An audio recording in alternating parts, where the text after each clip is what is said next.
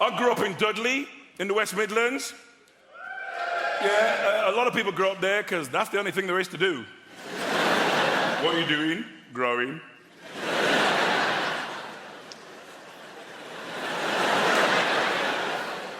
In the 50s, my parents emigrated from Jamaica to Dudley. Yeah, Nancy, I'm going to say that again just for you. They emigrated from Jamaica to Dudley. Why? What was my dad thinking? Bloody blue sky all the time. I want hail and sleet and snow. All this joyous reggae music. Where can a man get some Des O'Connor? We need pack your bags, we're going to Dudley. They made me go to church every Sunday. The Pentecostal Church of God in Prophecy. See, that's a black name. White churches are always called things like St. Thomas's. We're all outside going, St. Thomas's what? St. Thomas's Epiphany of the Shining Light of God in Christ in West Bromwich? Now, that's a name. You arrived late for church. Sorry I'm late, I was reading the signs. It's as good as Stephen King. I went to Blue Coat Secondary Modern School in Dudley. A lot of bullying there. I mean, you know, back in the day it was different as well. You get punched in the face, you keep it to yourself. Nowadays you go straight to the head teacher. Peter Wilkins has been punching me every day since the start of term. I'm not going to teach him anymore. I got a daughter, 17. She's got a pet name for me. Taxi. Yeah, because the only time I see her is in the car, and even then she gets in the back. I'm like, how was school? She's like, you're not one of those cabbies who's going to talk all the time, are you? Her childhood's different from mine. I mean, you know, when I was a kid, it felt like everybody in Dudley had permission to beat me. It wasn't just my mum. You know, I'd be mucking about in the street, suddenly, bam, Mrs. Fearon from number 14 slapped me around the face. Then she'd drag me to my house and tell my mum, Mrs. Henry, I saw Len misbehaving in the street, so I beat him for you. Do you know what my mother said to this woman? Thank you very much. I have 6 other children, help yourself anytime.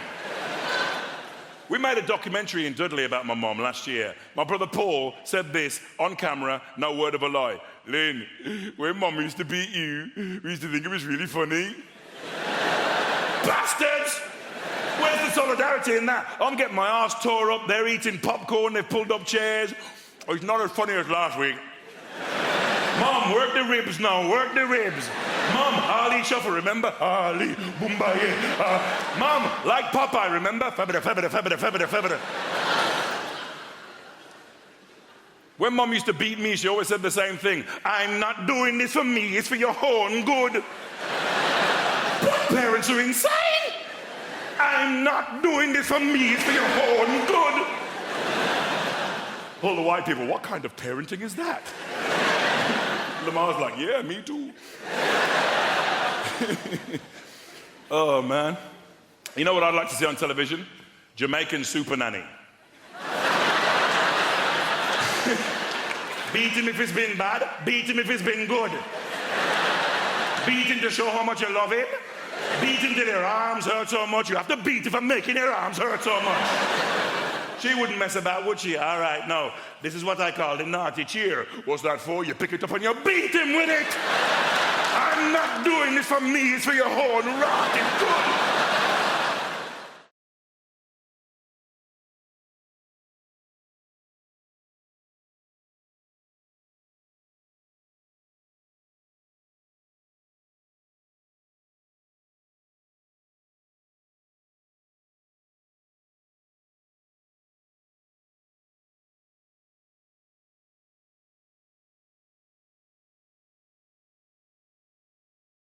It's a tough time to be a young person in the world right now. I think it's a tough time, and here's why. I was writing on a TV show last year, and at the end of the show, when it was canceled, I checked my bank balance on my phone. And on my phone, I saw that I had $5,421, not to brag. And this is how little I know about being an adult. I saw the bank balance on the screen, and I thought to myself, with no irony, I should buy a house.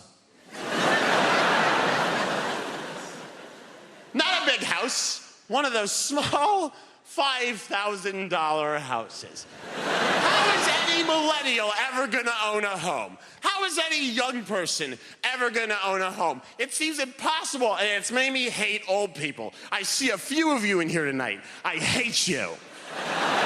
Because every old person in a city like London or LA or New York is the same. They're like, my house is worth £2 million, but when I bought it in 1981, I paid 11 raspberries for it.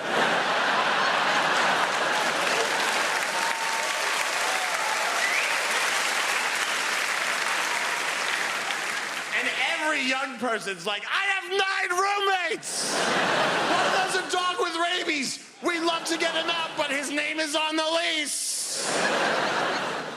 And every old person's like, I'm a librarian with a country home in the Cotswolds. Go fuck yourself. And then there's criticism of young people. Be like, young people live on their phones. It's the only place we can afford to live.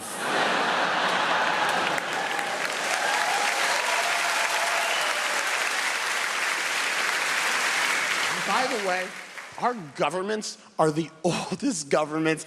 Like, the US government has the 3rd oldest government in the world. It's Croatia, Mozambique, the United States, and the UK is 9th. The average age of a US politician is dead.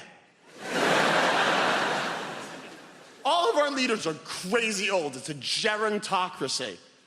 John McCain died last year, the guy who ran for president against Obama the first time, and people were like, what a tragedy. What? They're like, what a tragedy. Gone too soon. No, he should have died 25 years ago. John McCain, when he ran for president, was the oldest man who ever lived. I'm not kidding, look it up. He's the oldest man who ever lived. Everyone he went to high school with was killed when the meteor hit.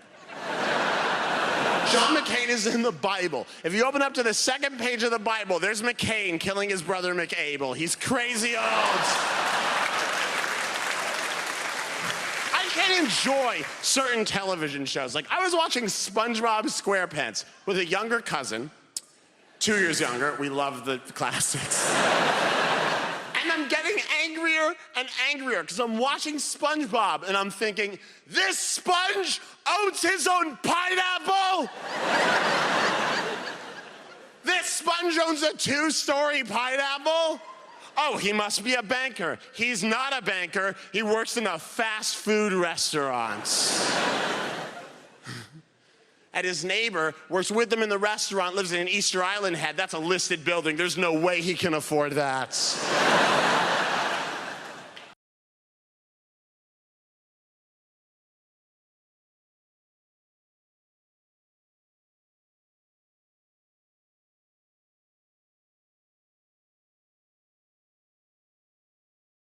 I need to grow up. Thank you, mate. I don't know what's wrong with me. I still think I'm 18. My brain stopped developing at 18. My body has just continued to slowly rot. My brain went, that's me. I'm going to stay put, 18, that'll do me. My body did not have that luxury. That has continued to slowly rot and decay. And what will happen in this situation? Your brain will start saying yes to stuff that your body can no longer cope with. For example, a couple of years ago, I went to see the Stone Roses at Wembley. Now, yeah, a little whoop over there. I tell you, I felt like whooping when I was invited. I tell you when I didn't feel like whooping, mate, when I'd been there for about 3 minutes. Because when you're in your 40s, that's not a party anymore, that's an ordeal. Hottest day of the year it was, 32 degrees. I'd spent 10 hours stood up in the blistering sunshine. My back was killing me, my balls were sweating. I took no sun cream, I burnt my forehead, my chin and my eyelids. I looked ridiculous. 4 flights of stairs, up and down to the nearest bar, to keep walking up and down to get beer. I tell you what, it's very difficult to convince yourself you're still 18 when the new trousers you're wearing are giving you a blister on the underside of your belly. I didn't even know that existed in my teens, did you? A belly blister? I didn't even know that happened. I knew I'd messed up. As soon as I got into Wembley Stadium on that fateful day, I knew the whole thing had been a terrible, terrible error, because it was all guys my age. Yeah. 40s and 50s, all wearing the same clothes that we used to wear back in the day. Parker jackets, gazelles, bucket hats, mad for it, man, yeah. It didn't look like a gig, it looked like a historical reenactment. the Battle of Britpop, 1996. And it won't stop me going, because this is a hit of nostalgia for me when I go and see these bands. These are anthems from my youth. You know, Step On, Happy Mondays, You're Twisting Me Melon, Man. Loaded by Primal Scream, probably the biggest one for me. An absolute classic from my youth. You know that one? Oh, what a tune. Just what is it that you want to do? We want to be free. We want to be free to do what we want to do. We want to get loaded. We want to have a good time. Oh, man, yes, that is exactly how I used to feel when I heard that song. I tell you, they played that at Wembley just before the Stone Roses came on. Comes over to Tannoy, he goes, just what is it that you want to do? I thought, I just want to go home, mate.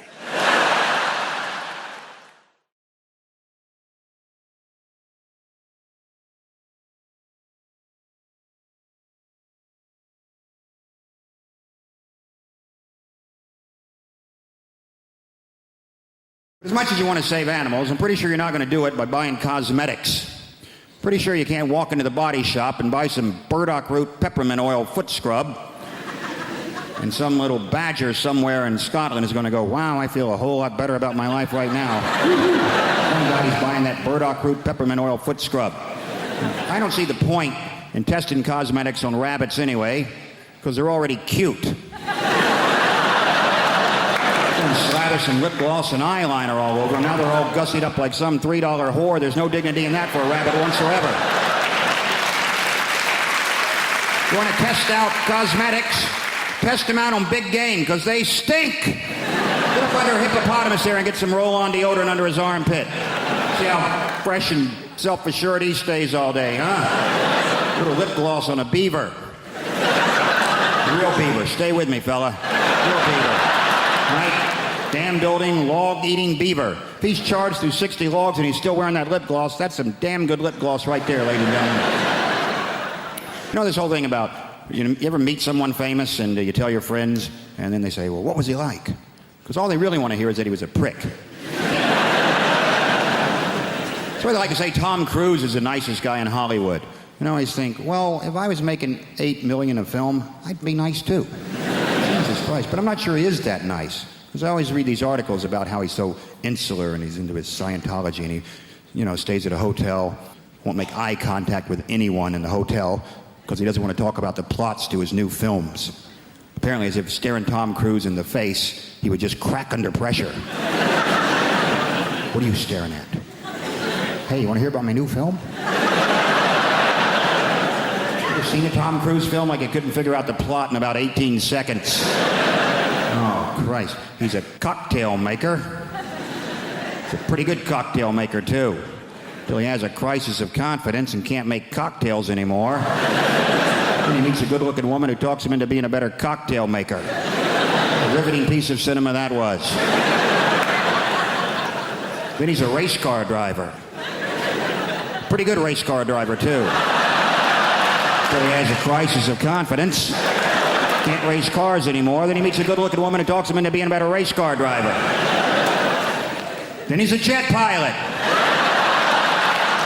Some of you are starting to see a pattern emerge here. Pretty good jet pilot? Yes, he was. Until he had a crisis of confidence, couldn't fly jets anymore. Then I believe he met a good-looking woman who talked him into being a better jet pilot. Then he was a sports agent. Then he was the brother of a retarded guy. He was a pretty good brother of a retarded guy until he had a crisis of confidence. He wasn't so sure he was such a good brother of a retarded guy. And then he met a good-looking woman who talked him into being a better brother of a retarded guy. Then he was some kind of, I don't know what he's in now, War of the Worlds. Maybe he fights the world. And you know what? I bet he's a pretty good world fighter. But at some point he'll probably have a crisis of confidence. He'll meet a good-looking woman who convinces him it's okay to fight the world.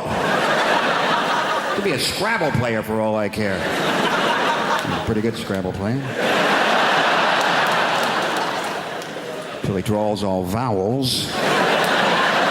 Has a crisis of consonants.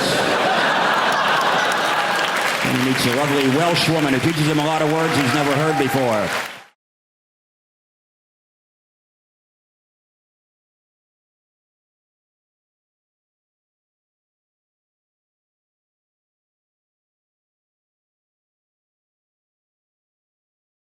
That has done me the world of good.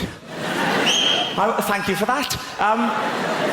Because I was waiting back there behind the big billboard, absolutely terrified.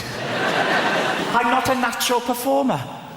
I'm not, although I have been doing this talk around the country for about 2 months now. I won't lie to you, it's not been going very well.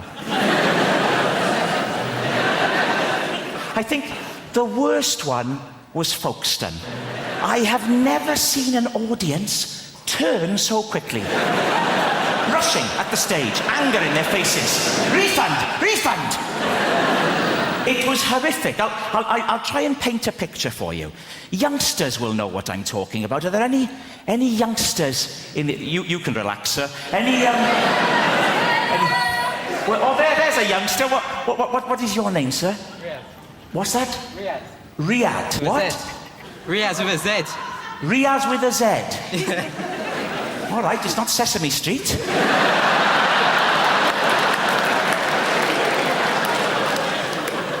Riaz, how old are you? 18. 18? Shouldn't you be wearing a hooded top? Get out of my shopping centre! Riaz. Don't laugh at Riaz, please. You'll know what I mean, Riaz, when I talk about stage diving. Are you familiar? You won't know what I'm talking about, sir, but this is when a rock star, like a Kurt Cobain or a Duncan from Blue, they run and they leap, and you're right to be afraid, you're right to be afraid. They leap onto the audience, Riaz. It's terrifying. The audience grab hold of them and manhandle them. Turning them around like that, all over the place. Terrifying. Now, what happened at Folkestone was almost a complete reversal of that. with people just rushing at the stage. It was appalling. But I don't think we're going to have a repeat of that tonight. I don't. Because I'm already getting a lot of warmth from you. I am. To quote the great Darius Danesh, there's a lot of love in the room. There is. And a wide range. We've got Riaz with a Z. No one can take that away from you, Riaz. I wouldn't try to. You'd whip out your hooded top and you'd happy slap me into submission.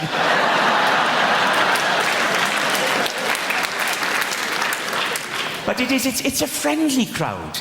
We've got a proper... Look, here we go. Right down in the front, there's a chap here wearing a T-shirt with a slogan on it. Unbelievable. A grown man. What is your name, sir? Chris. Chris, with a Z? Riaz, you're one up, you're ahead. I'll bet there aren't many other people in the whole building who have a Z in their name, in all honesty. Unless Zebedee's joined us tonight, which I think is unlikely. So you're a Chris. Yes. Chris. And what's the idea with the T-shirt, Chris? Is it Rag Week? We're here to talk about relationships. Let's crack straight on with the first slide. Making... Don't laugh at that. That's not meant to be funny, please. Let's not have another Folkestone on our hands, please.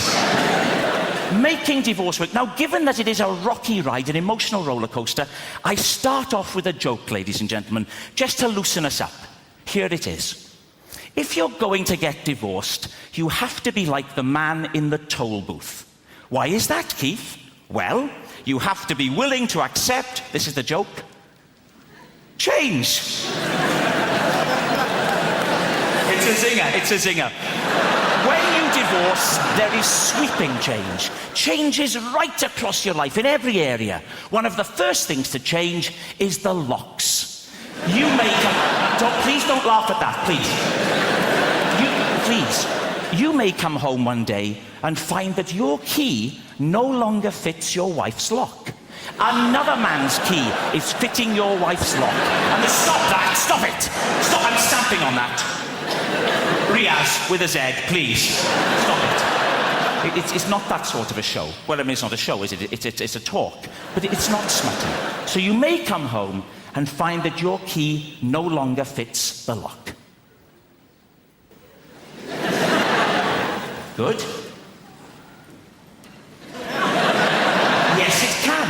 And it can be very difficult to tell why a relationship is going to go wrong. Why is that? Well, I think it's because at the beginning of any relationship, when two people get together, there's always a sense of what? Hammersmith, at the beginning of a relationship, a sense of... Pardon? Worry. No.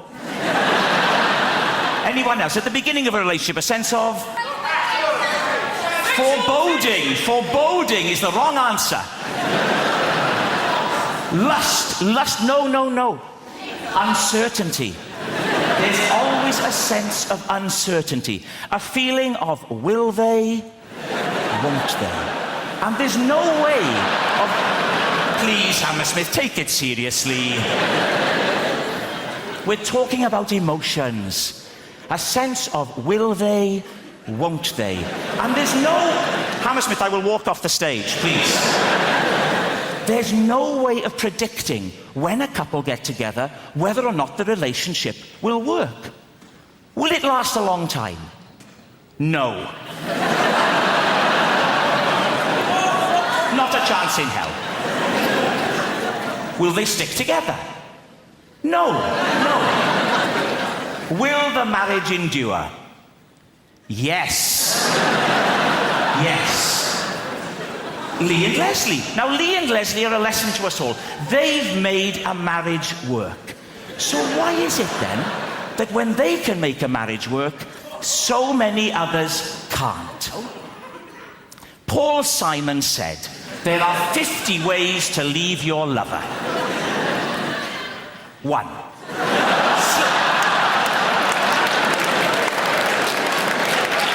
Hammersmith, time out. Please, start to take it seriously. 1. Slip out the back, Jack.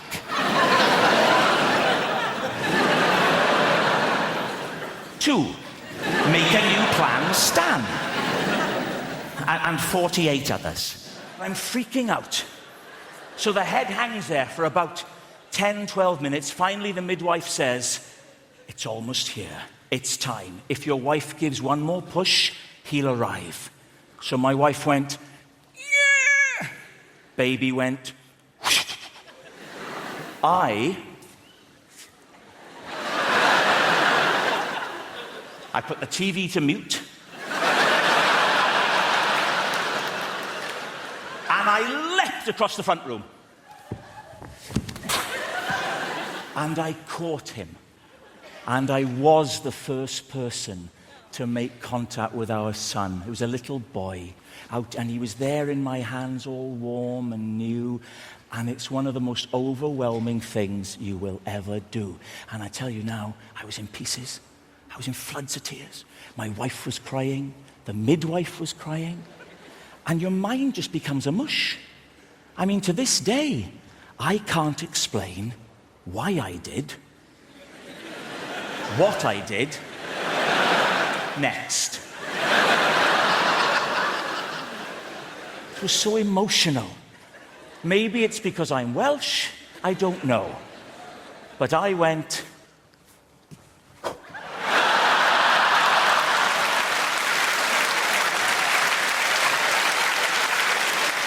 Well, thank God we hadn't cut the cord. He shot back. It was Junior Bungee.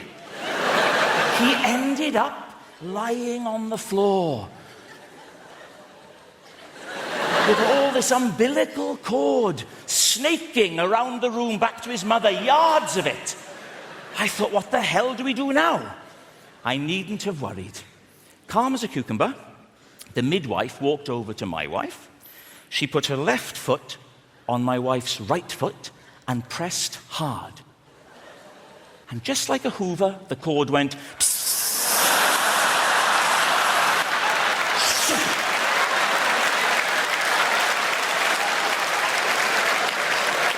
that's why we called him Henry.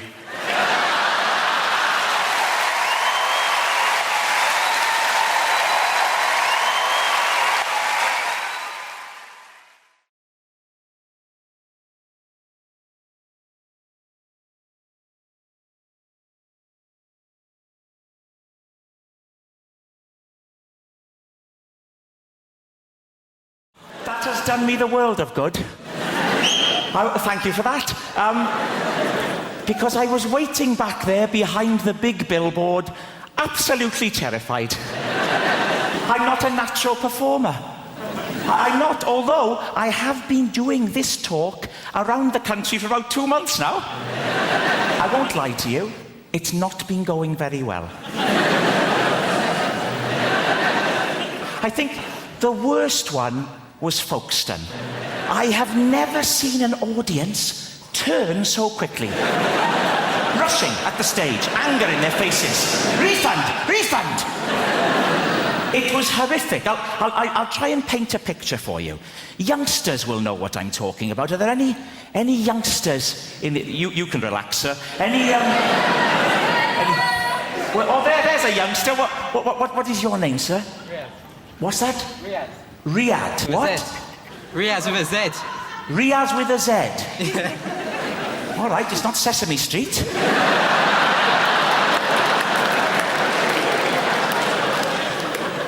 Riaz, how old are you? 18. 18? Shouldn't you be wearing a hooded top? Get out of my shopping centre! Riaz. Don't laugh at Riaz, please. You'll know what I mean, Riaz, when I talk about stage diving.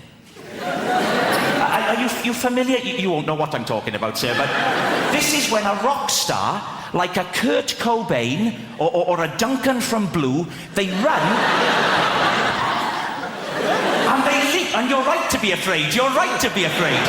They leap onto the audience, Riaz. It's terrifying. The audience grab hold of them and manhandle them. Turning them around like that, all over the place. Terrifying. Now, what happened at Folkestone was almost a complete reversal of that. with people just rushing at the stage. It was appalling. But I don't think we're going to have a repeat of that tonight. I don't. Because I'm already getting a lot of warmth from you. I am. To quote the great Darius Danesh, there's a lot of love in the room. There is. And a wide range. We've got Riaz with a Z. No one can take that away from you, Riaz. I wouldn't try to. You'd whip out your hooded top and you'd happy slap me into submission.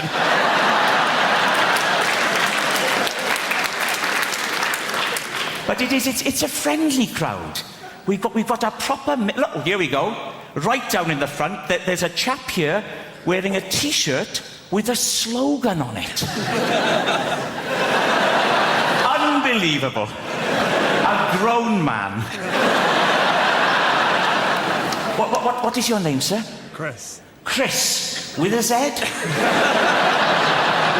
Riaz, you're one up. You're ahead. I'll bet there aren't many other people in the whole building who have a Z in their name, in all honesty. Unless Zebedee's joined us tonight, which I think is unlikely. So you're a Chris. Yes. Chris. And what's the idea with the T-shirt, Chris? Is it Rag Week? As much as you want to save animals, I'm pretty sure you're not going to do it by buying cosmetics. Pretty sure you can't walk into the body shop and buy some burdock root peppermint oil foot scrub. And some little badger somewhere in Scotland is going to go, wow, I feel a whole lot better about my life right now. One guy's buying that burdock root peppermint oil foot scrub. I don't see the point in testing cosmetics on rabbits anyway, because they're already cute. Slather some lip gloss and eyeliner all over. Now they're all gussied up like some $3 whore. There's no dignity in that for a rabbit whatsoever. You want to test out cosmetics?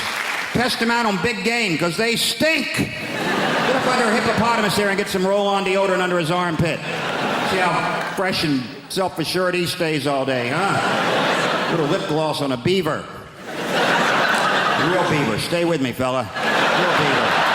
Right? Dam building, log-eating beaver. If he's charged through 60 logs and he's still wearing that lip gloss, that's some damn good lip gloss right there, ladies and gentlemen. You know this whole thing about... You ever meet someone famous and you tell your friends and then they say, well, what was he like? Because all they really want to hear is that he was a prick. So sort of like to say Tom Cruise is the nicest guy in Hollywood. And I always think, well, if I was making $8 million a film, I'd be nice too. Jesus Christ. But I'm not sure he is that nice. Because I always read these articles about how he's so insular and he's into his Scientology and he, stays at a hotel, won't make eye contact with anyone in the hotel because he doesn't want to talk about the plots to his new films. Apparently, as if staring Tom Cruise in the face, he would just crack under pressure. What are you staring at? Hey, you want to hear about my new film? You ever seen a Tom Cruise film like he couldn't figure out the plot in about 18 seconds? Oh, Christ. He's a cocktail maker. He's a pretty good cocktail maker, too. Till he has a crisis of confidence and can't make cocktails anymore. Then he meets a good-looking woman who talks him into being a better cocktail maker. A riveting piece of cinema that was. Then he's a race car driver. Pretty good race car driver, too. Till he has a crisis of confidence. Can't race cars anymore. Then he meets a good-looking woman who talks him into being a better race car driver. Then he's a jet pilot. So you're starting to see a pattern emerge here. Pretty good jet pilot? Yes, he was. Until he had a crisis of confidence, couldn't fly jets anymore. Then I believe he met a good-looking woman who talked him into being a better jet pilot. Then he was a sports agent. Then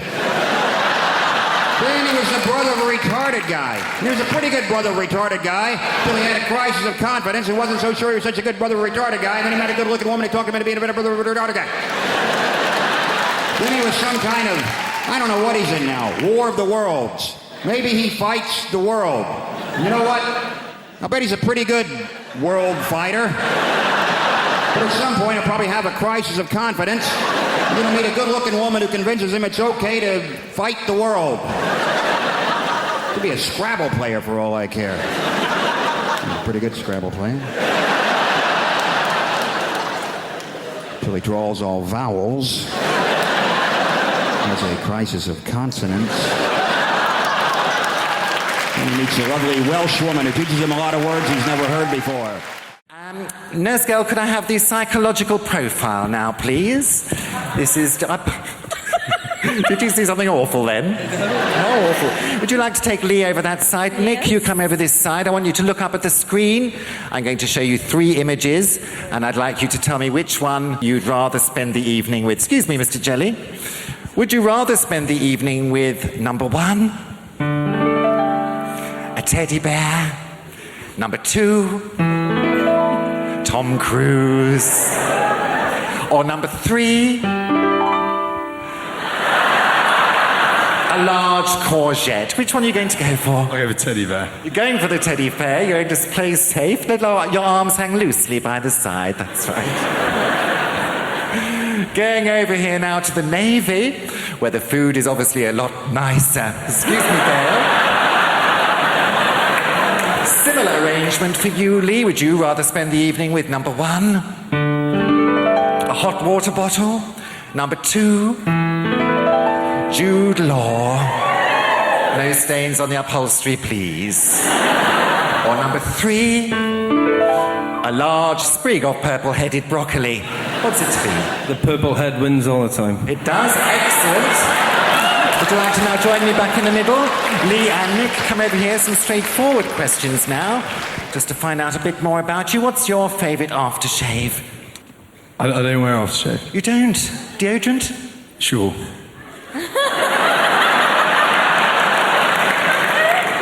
Let's have a little sniff. Oh, you do smell quite fresh, Gail. Would you like to... No, nothing musty there at all. What's your favourite aftershave, Lee? It's brute for me, Julian. Is it brute? Any on this evening? Just a touch.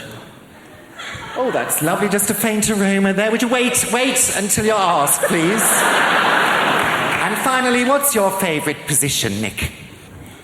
Doggy. Doggy style. What sort of dog do you have? Your favourite position? Reverse cowboy. Reverse cowboy. Laughing at your own jokes there. It's like you're on stage with Billy Connolly. Now then, Right, that's it. Nurse girl, could I have the rubber glove now, please? For medical reasons, I'm obliged to conduct an internal examination. Thank you very much. Could I have the swabs at once? Here they come. All sterilised, open wide. Oh, I say. Lots of room in there, isn't there? What a waste. And Lee, there we are. Perfect. Get those under the microscope at once. Take Lee over to his screen. Nick, come over here. Let's see the results of your swab test first, please. Okay, nothing to worry about there. Just a couple of common or garden microbes. It's almost as if someone just filmed a lava lamp.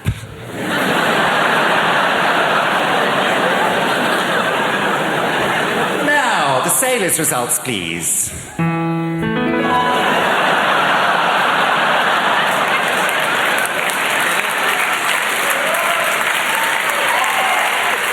Not very nice, is it?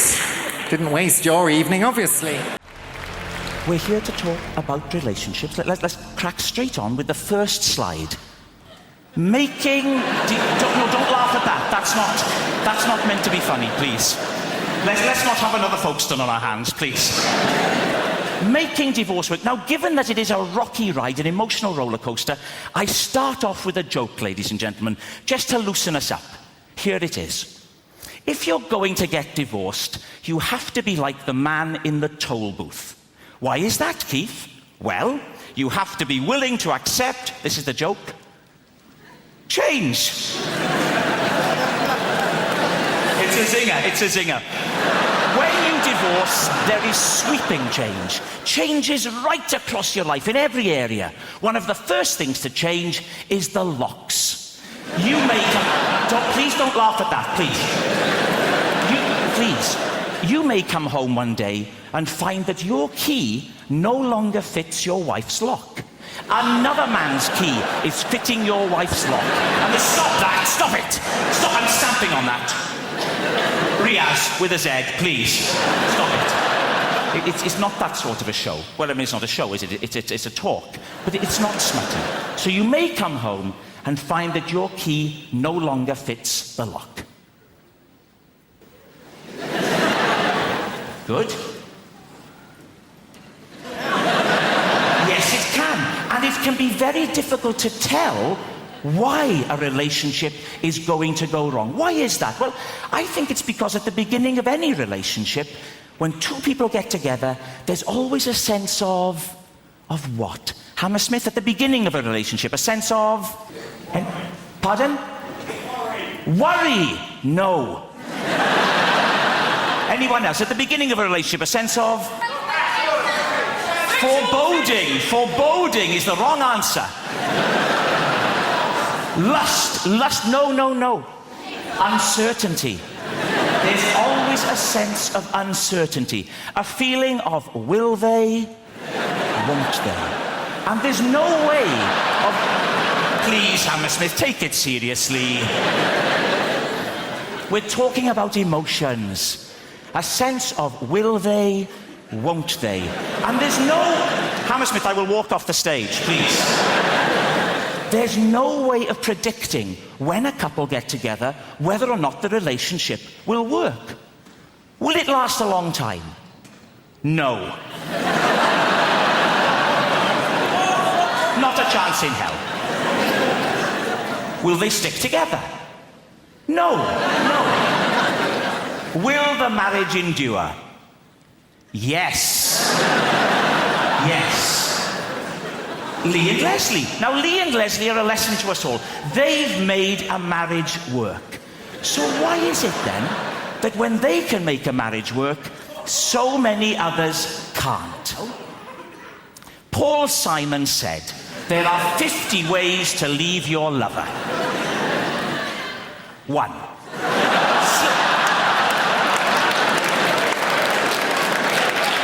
Hammersmith, time out.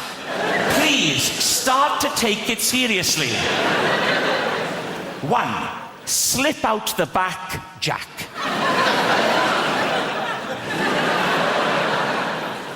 2. Make a new plan, Stan. and 48 others.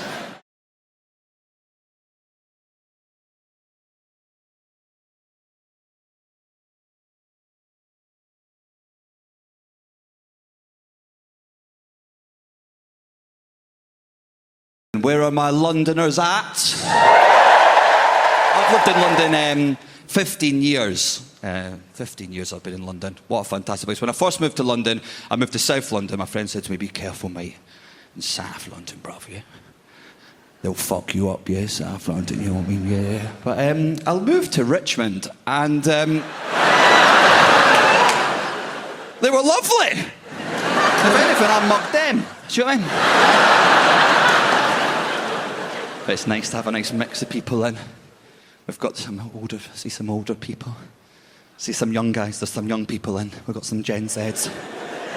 Welcome. They can't cheer too loud because of their anxiety.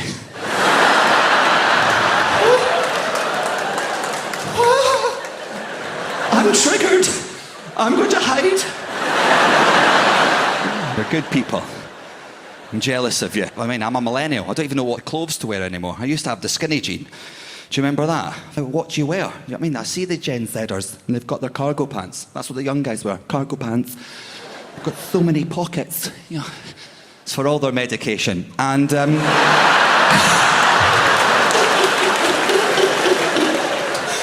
a millennial, I'm like, phone, wallet, keys. They're like anxiety, ADHD, house keys, can't afford them, antidepressants.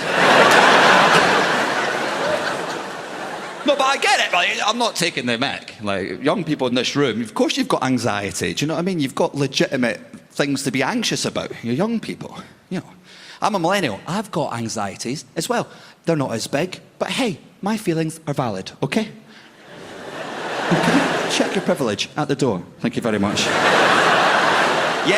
Yes, Gen Zers are anxious about by the age of 40. They're all going to have to swim to work due to global warming. We get it. I've got to go to the dentist every now and again, okay? Yeah, the dentist. I can't go. I'm too anxious about it. I'm not scared of drills or any of that. I just can't be left in a room on my own with a man as I get slowly reclined into the therapy position and then lie to him about how much sugar I've had. Now, the reason I can't go to the dentist, and please tell me this isn't just me, is every time I go to the dentist, and whenever the dentist puts anything in my mouth, please say this isn't just me, but when anything enters my mouth at the dentist, my tongue starts to behave like a professional porn star. What the? Trying to deep throat his drill. Like I'm possessed. Your mother sucks cocks in hell.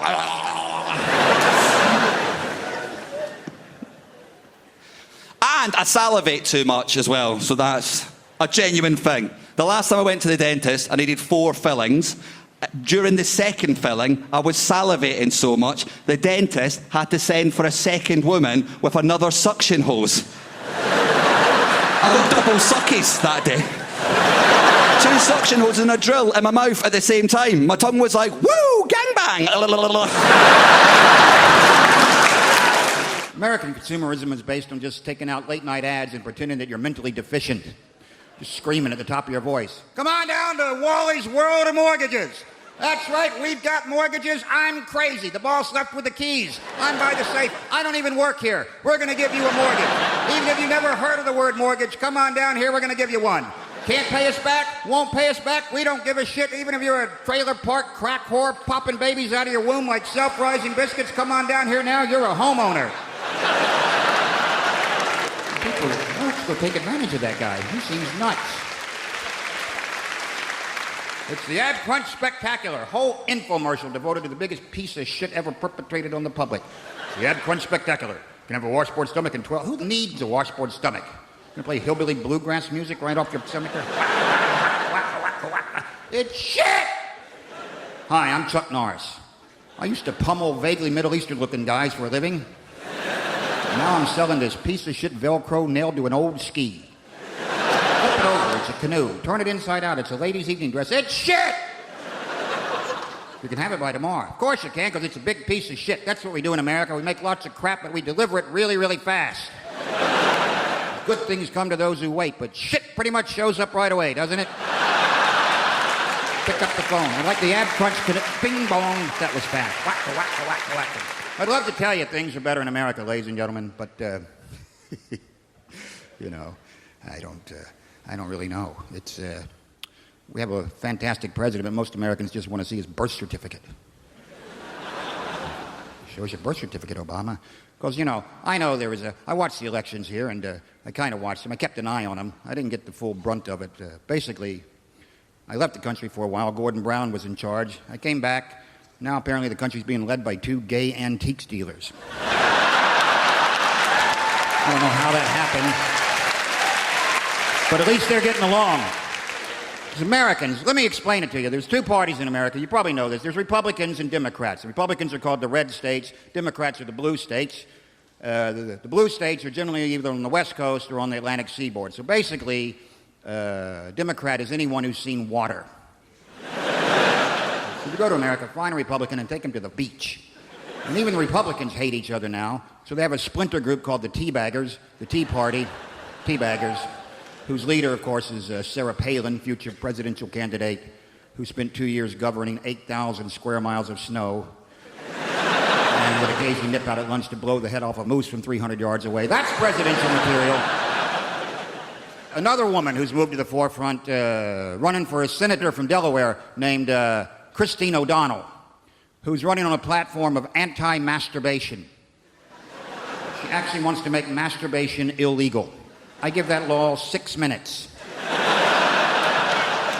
Because the Bible says it's wrong. These are her exact words. Well, if my husband has figured out how to please himself, why am I in the picture? I got news for you. You're not. No man ever whacked one out of the ballpark thinking of his wife, ladies and gentlemen. You'd be thinking of anything. You'd be thinking of a 300-pound Bavarian milkmaid strapped over a barrel, or you banger with a kayak paddle wearing a Burger King paper crown and making a call you Mr. King Big Daddy Spanky Bottom. As you're about to shoot a ropey parabola of man jizz onto her ham hock buttocks, David Hasselhoff walks in dressed as a Luftwaffe pilot and says you've got a tax refund coming. And if that's wrong, I don't want to be right. Tell me, does anyone here own a cat? Your houses stink.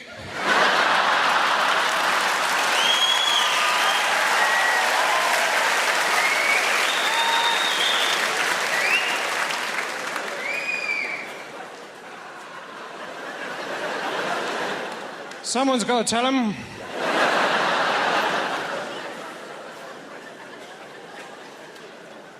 Some people like cats, some people don't. I was reading the other day, apparently the Pope, he's a cataholic.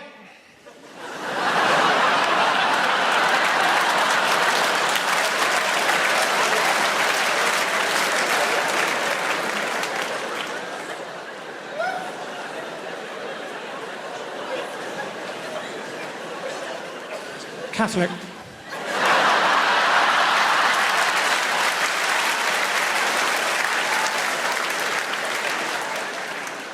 I've had an interesting job recently. I pretended to be a Spanish dentist.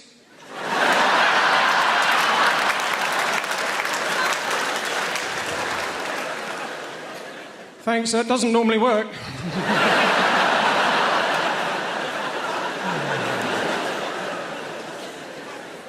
They said about me that I was too immature to be a father, but when I saw the first few seconds of my son's life, I thought to myself, he's naked.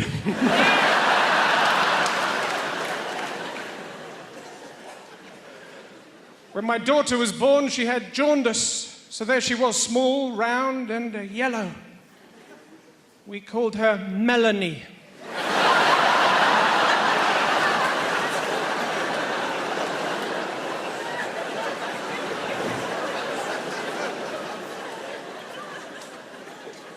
My parents came up last weekend because I keep them in the cellar.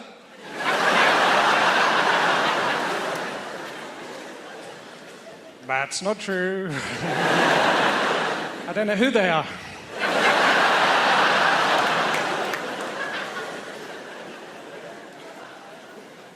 See, when I was young, I used to walk through the front door. I was hit by roast beef and Yorkshire pudding, opened the airing cupboard, spaghetti bolognese all over me. We literally didn't know where the next meal was coming from.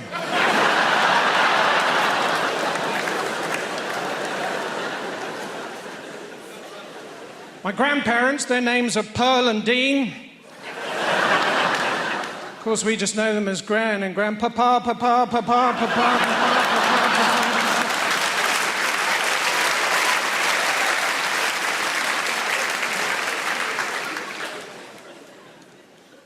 Any students here?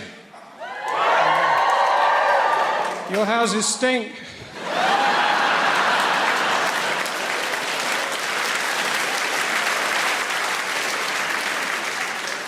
Someone's got to tell them.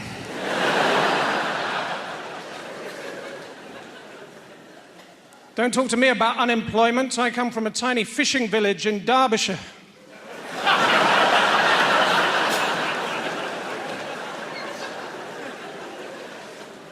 I work. It's not near the sea.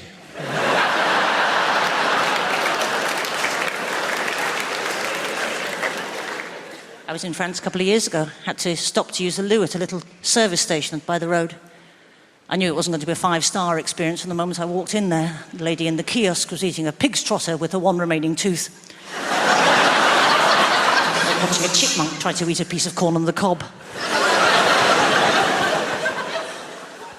I approached her, and of course, as a proud Remainer, I said to her in my best French,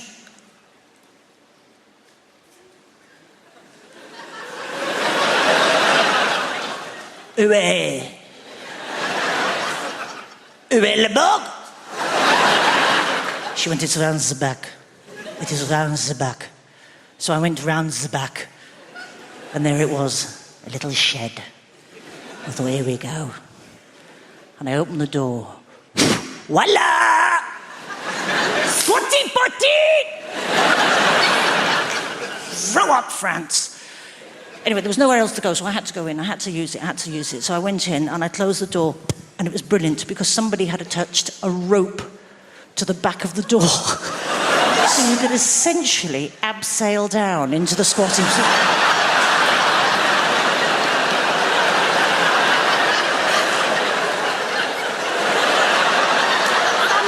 It's a Centre Parks activity right there, isn't it?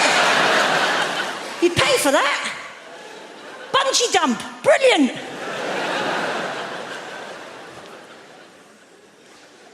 I did notice I was getting a little bit more nervous as a traveller on recent flights I've taken. In your 20s, you don't care, do you? Like that, I'll live forever. I'll live forever, me. I'm going to live forever. As you get older, you start to really pay attention to the safety announcements on planes. It becomes more urgent. You're more aware of your own mortality. You know, they'll start the announcement. I will definitely pay attention, absolutely pay attention. The glasses go on, the headphones come off. Book goes down, notebook comes up. I'm like, oh.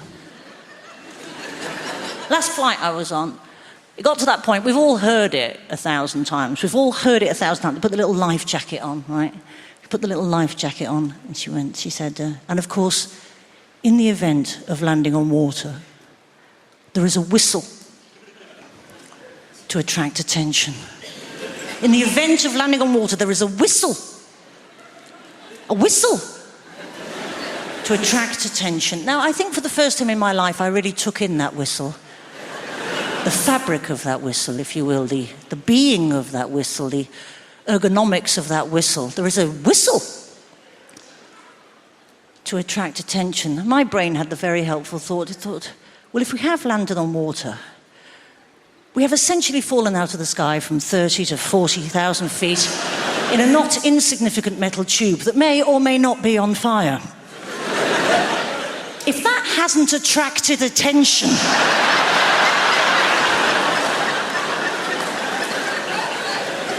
if everybody in the surrounding area has managed not to notice, and you are then reliant on... I got this.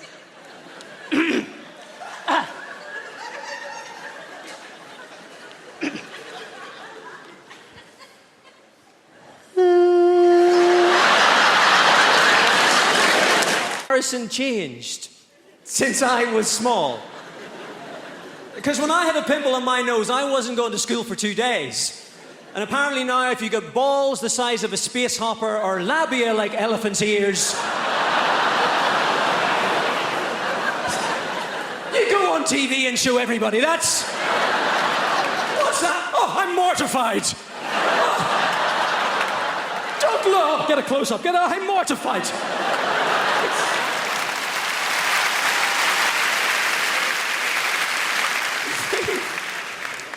We've basically lost our sense of collective shame. That's kind of what's happened, isn't it? It's like I'm totally confused. When I get a girl's phone number now, I don't know whether to, call her and ask her to dinner or just text her a picture of me cock.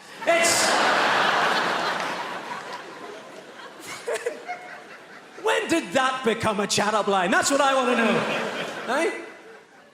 The day that a man had the technical ability to send a picture of his penis to another woman, that's the day romance died for me. It really is. Who knows? Maybe that's what Alexander Graham Bell had in mind all those years ago, back in 1876 in his Boston laboratory when he invented the telephone.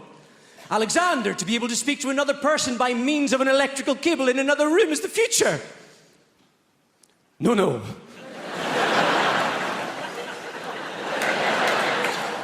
The future is that one day footballers will communicate with prostitutes solely by this device. By texting pictures of their penises. Or peni. Or whatever the plural for penises is. Oh, footballers. I tell you what, I feel sorry for George Best. That's who I felt sorry for. Could you imagine the damage that George Best would have done with a mobile phone, eh? There wouldn't have been a woman safe. If George had wanted to send a picture of his cock, he would have had to call up David Bailey, organise a photo shoot in the kitchen, take the film down to Boots the chemist, find out the girl's address, and then hand-delivered in an A4 brown envelope with "Do Not Bend" put on the front. That's... technology has ruined romance. We're in contact 24 hours a day. We never have to say goodbye. There's no adieu. There's no farewell. There's no "when will I see you again." All the love songs have been ruined. I'm leaving on a jet plane. Don't know when I'll be back again, but I'll Skype you. It doesn't work. No one hears it through the grapevine anymore. I bet you're wondering how I knew. Well, actually, I updated my Facebook status. So, I drove all night to get to you. You should have just texted me a picture of your cock and saved the petrol money.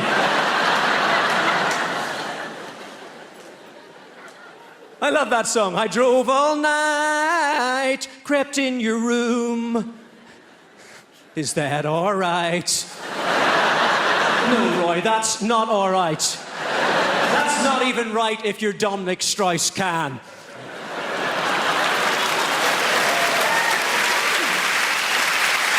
I went out recently on a shopping expedition to buy 1 carrot. Right, that was all I wanted, a single carrot. My wife was cooking. She wasn't just cooking that. She had a recipe of which that was a component. She wasn't just going to cook the carrot. There you are, like an ice lolly. It was more ambitious. And I tend to, she tends to do most of the cooking. I'm aware some people are thinking, I doubt he's got a wife. I bloody have. There's no time to prove it, but just take my word for it. There we are. I own a woman. So, you can't say that these days, can you? Anyway, so to get onto more politically correct ground, my wife does all the cooking. Actually, it's actually true. I pretty much let my wife cook, but purely because it's a just sensible distribution of skills. My wife is a good cook, and I'm very poor at it. So my wife tends to do the cooking. I think it's quite an enlightened attitude, I think these days cooking tends to be quite a sort of testosterone-dominated field. It's all your Gordon Ramsay, Marco Pierre, all these people, Jamie Oliver. It's all men. I think someone should be modern enough to say, let's get women cooking. Let's be 21st century about this. They've got the same rights as we have in the kitchen. So my wife sent me out to a dangerous gag. No, I wouldn't clap that. sort of more clever than funny, really. So my wife was cooking, and I'm happy with my role, which is basically, you know, just foraging. But I went to buy this one, I say foraging, it's very much so. Normally, if you go to Tesco, you will lay hands on a carrot. There's no real jeopardy there. Still, I like to pick it up and go, you got it! You know, but actually, well, this is my point. It was surprisingly hard to buy a bloody carrot, right, for a start. So I took it to the till. This is all I was buying, one carrot. First of all, this lady tried to put it in a bag for me, and I always try, you know, to not take a bag if I don't need one for environmental reasons, but they're furious. You'll have tried doing this. If you say, I don't need a bag, they look at you like, how dare you? This woman she said, what are you going to do? I was like, well, I don't want to appear cocky here, but I've got two hands, there's only one carrot. I think I will nail this. I'm almost certain I'll get this home by hook or by crook. What am I going to do? Just walk around with one carrot in a bag? I've got my carrot in a bag. Yeah. How's your day? Yeah, great, just walking with my carrot in its bag. I've got a piece of celery at home and a little bit of Tupperware as well. So, I don't want to make out I'm someone with a repertoire of vegetables that I walk... Anyway, then there's a receipt. She insisted on printing out a bloody receipt, and which meant the till roll had to be changed. Why? Why do you need a receipt for this transaction? All I'm buying is a single carrot.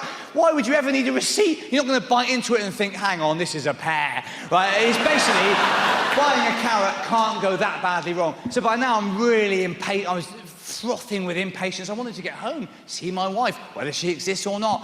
And finally, just when I thought I had finally secured this carrot, as I was walking out, this girl said, excuse me, sorry, before you go. So now I have to listen. I said, yes? She said, did you want to pre-order the Harry Potter DVD? Now, what part of my actions so far will give you that impression? I was trying to be polite. I said, sorry? She said, by now she's impatient, like I'm some sort of idiot. Did you want to pre-order the Harry Potter DVD? I mean, no, not really. My aim was to buy a carrot, and I would say I've achieved that modest aim. I mean, if I wanted to buy a Harry Potter DVD, what I'd probably do is go to somewhere like HMV, for example. I'd go to a place where you can buy DVDs. I'd pre-order it. When the time came, I would collect it, I'd take it home, I'd watch it. I wouldn't approach this transaction by going to a supermarket, seizing a carrot from the fruit and veg bit, and then standing there at the checkout thinking she knows what I really want here. She'll gather my true intentions. She knows that this carrot is a sort of metaphor for an orange wand. The worst one, though, if someone's done something unstrong, we call them a weed. I don't know if there's any gardeners in. Weeds are the strongest bastard I've ever met. There's a weed called Japanese knotweed. You can cut it into 100 little bits, put it inside a plastic bag. It gets back out the plastic bag. This is a plant. It hasn't even got a face. Gets back out the plastic bag, meets back up with its mates, botanical term, gets back down into the ground, re-roots. It's so strong, so powerful, that it breaks up the foundations of buildings and destroys the value of property. Weeds can bring down capitalism, guys. And I'd like to see a pair of gonads do that.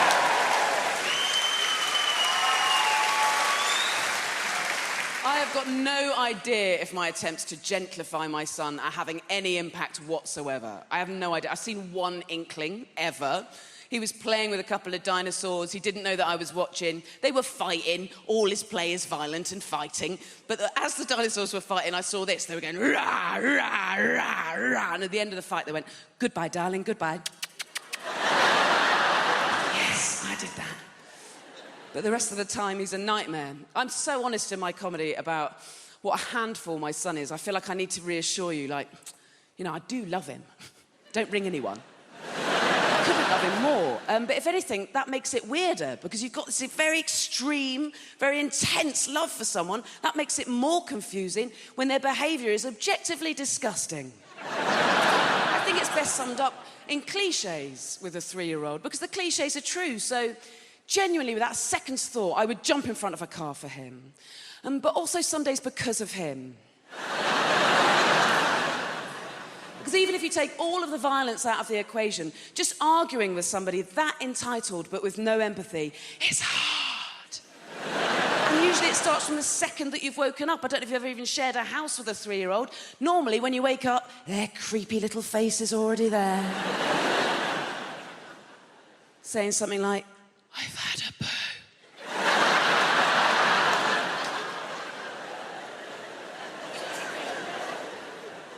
They say anything that means that you have to get up. So once I genuinely got, all the taps are on.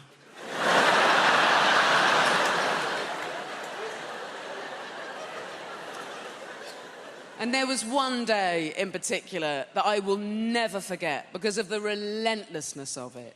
And it did start from the second that we'd woken up. Being eyes open, I was like, good morning, darling. And he was like, it's not morning, it's lunchtime. You're a lizard. I don't like daddy. You're not my best friend. Can I have a knife?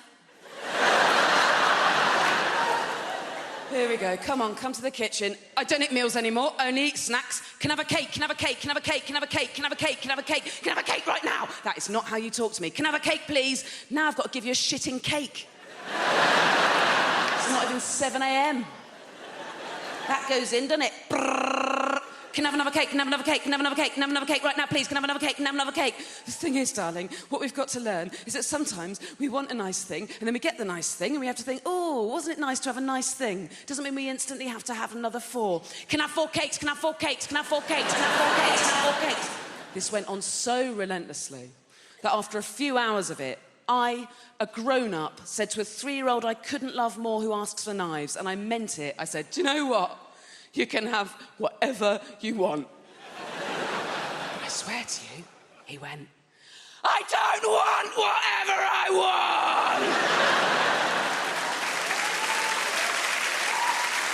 want! I love this show because it's the only one on TV with no vampires in it. Honestly, everything's got vampires now. All I know is if my daughter and me were vampires, it'd be exactly the same. I'd be texting her at 5 o'clock in the morning, where are you? Sun about to come up, you will explode. She'd be like, I'm in field with pals, drinking dead sheep, leave me alone. She gets home, I'm like, have you seen the state of your coffin, young lady? There's a half-dead naked bloke twitching in the corner. I've told you not to play with your food. So I stay out of my coffin, I hate you. She's just mad at me because I ate her boyfriend. Black people in the house say ho. Wow, it's like a 2-pack convention. Brixton's empty. I said that in Winchester once, absolute silence. Not one black guy in the entire place. All right, there was one, all right? He was on the second row going, please don't talk to me, please don't talk to me. Imagine being the only black guy in Winchester, though. Wouldn't that be fantastic? You'd have a license to go up to every black woman you see and go, excuse me, we have to breed. Listen, I've got to tell you this. The BNP had a Christmas disco. This is absolutely true, right? The BNP had a Christmas disco. When the DJ arrived, they all walked out because the DJ was black. The BNP hired a black DJ. Their spokesman said he sounded white on the phone. What, the DJ's got to sound extra black on the phone? Hello, I am the DJ for your Christmas party. My name is King Babatunde Sonny-Ade Mandela. My fee is £100, but you can pay me in Buffalo. I think we've come a long way though, right? Because when I first watched television, there were no black people on it at all. If somebody black did come on, people thought there was something wrong with the set. They'd be on the phone to the TV repairman. Hello, there's a dark bloke on my telly. Can you come and get him off? The only black people on television were the black and white minstrels. Remember them? They had black shoe polish all over their faces and these huge white lips. Accurate. My mum would be this close to the screen. Well, it's nice to see some black people on television for a change. But look at them lips. They must be from one of the small islands. I love being a comedian. This is all I can do. Because in my heart, I'm a 16-year-old boy, really, which is great to be a comedian, but not if you're a gynecologist. Girls, can you imagine me coming into the room? You got your feet in the stirrups. All right, Mrs. Macon, let's have a bloody hell. I can see everything. You want some cider? I couldn't be an airline pilot, you know, because you're on your own in the cockpit. I'd have to be a steward out there with the passengers. Put on a bit of a show. People, if we're in a crash, please do not despair. Grab a mask from above your head and suck in lots of air. Whip on your life jacket and tie it very tight. Then stick your hair between your legs and kiss your ass goodnight.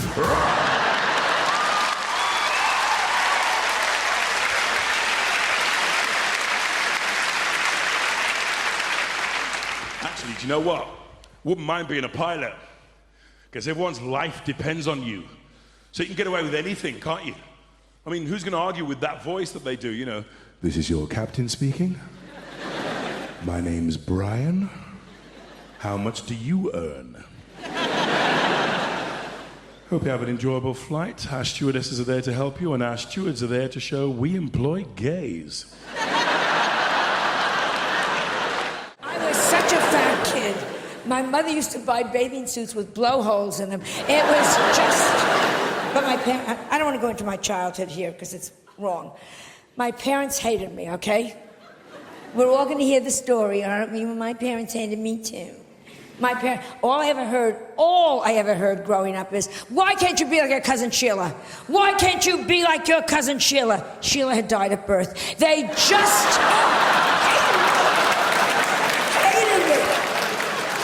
Whenever we would go, like, in front of a street, each parent would take my hand, hold our hand, we're crossing the street, and then they'd swing me into the traffic. They used to say, take candy from strangers. Ask the funny man in the raincoat, does he own a van? No, I had a very bad childhood, and that's because, and I'm sure none of you give a damn, but I was the only Jewish kid, this is the absolute truth, growing up in an all-Catholic neighborhood. You know what that's? The Irish people. Only Jewish kid in a Catholic neighborhood. You know what that's like? You were all doing Hail Marys, I was doing Hail Murrays. I mean, it was just... No Christmas tree?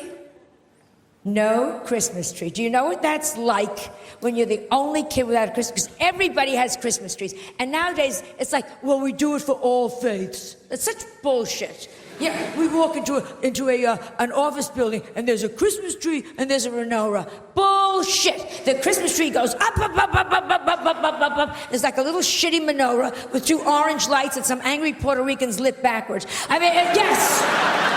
Juan, you lit those lights backwards. Fuck you, you killed our Lord. I mean, it is just... So, I'm at the age where I figure, screw it, I'm gonna have a Christmas tree. I got the biggest Christmas tree I got a 2-story high Christmas tree. I put everything you could think of on that. Up, up, up, up, up, gorgeous, gorgeous, gorgeous. On the bottom, I got the manger. I got the whole goddamn thing going there, the wise men, the sheep. And the only thing is, I have the baby, but I'm Jewish. I got him a nanny. It was just, oh yes. And I redressed Mary. She didn't look good. That stupid thing over her head, come on. I put her in a Chanel suit, Manolo Blahniks, and a Louis Vuitton pocketbook. You're the mother of God. Look it. It is just... Am I wrong? If she had looked like that, she would have gotten into the inn. Yes. The point is, it's about looks. Mary, she looked good. She would have done better. Mother Teresa... Oh, don't give me... Oh, Mother Teresa, if she had looked better, she'd be a saint by now. Was she a bow wow? Yes. Did she need electrolysis? Let's talk to each other here. Even lepers were throwing their fingers at her. Here, get pray. Because it is all about looks. This is my message, Great Britain. This is my message. Looks count. Education...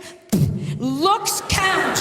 I have no sex appeal, and it has screwed me up for life. Peeping Toms look in my window, pull down the shade. You have no idea. My gynecologist examines me by telephone. It is just...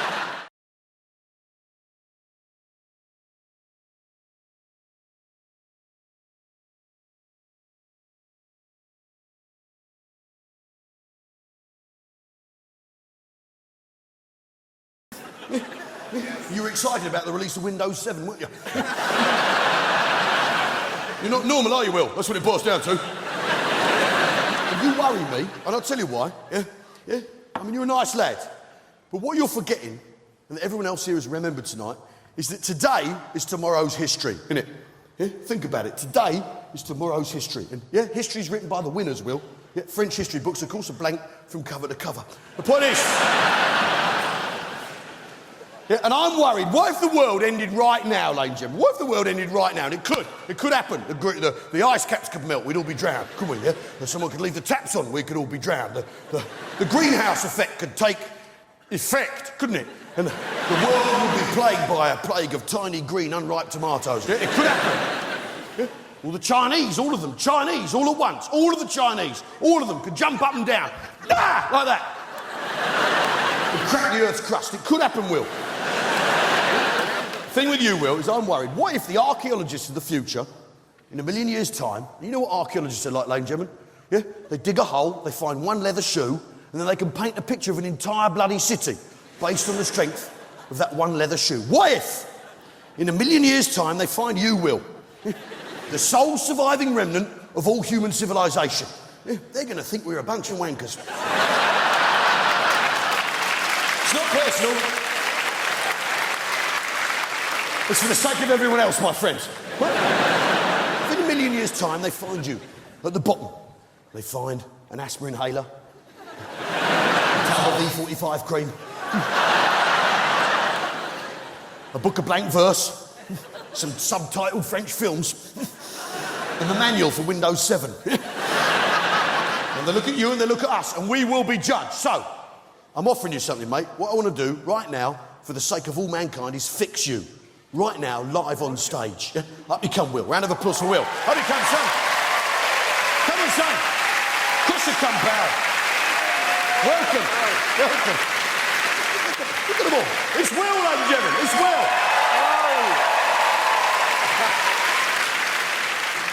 Welcome. Yeah, you got any hobbies, Will? I quite like tennis. You quite like tennis? Quite like tennis. I've got a lot of work to do here, haven't I? You disgust me. Now, It's a good game. Shut up. Now, what we're going to do, it's dead simple. What we're going to do is we're going to do compare and contrast between me and you. Right? Normal and Will. Right? Okay. You up for this? Yeah. Okay, so put your hands out in front of yourself like that. Yeah, like that, so everyone can see them. Yeah? That's it. Yeah? Now look at my hands. Yeah. Now look at your hands. Yeah? Now look at my hands. Now look at your hands. Now look at my hands. Now look at your hands. Now, tell me, Will, what have I got that you ain't? You've got 2 rings on. No, it's not the rings. But what's happening there, mate, is I'm pointing at the moon and you're looking at my finger. Can't see the wood for the trees. What I've got that you haven't is class, isn't it? How so? No, look, I'll sort you out, pal. Here, put this on. Put that on. It's too big. Here, put it on. Which finger? Here, shut your face. Which finger? Put it on. That one, you donut. There you go. And the other one. There you go. Yeah, and now, here we go. Let's sort you out.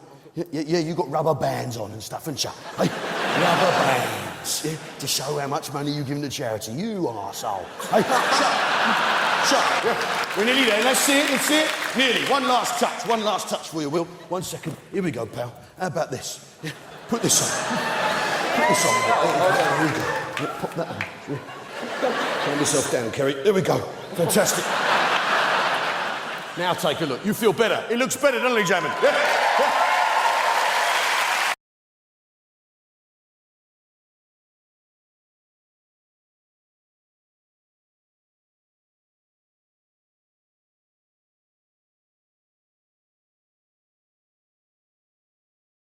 It's a Tuesday night.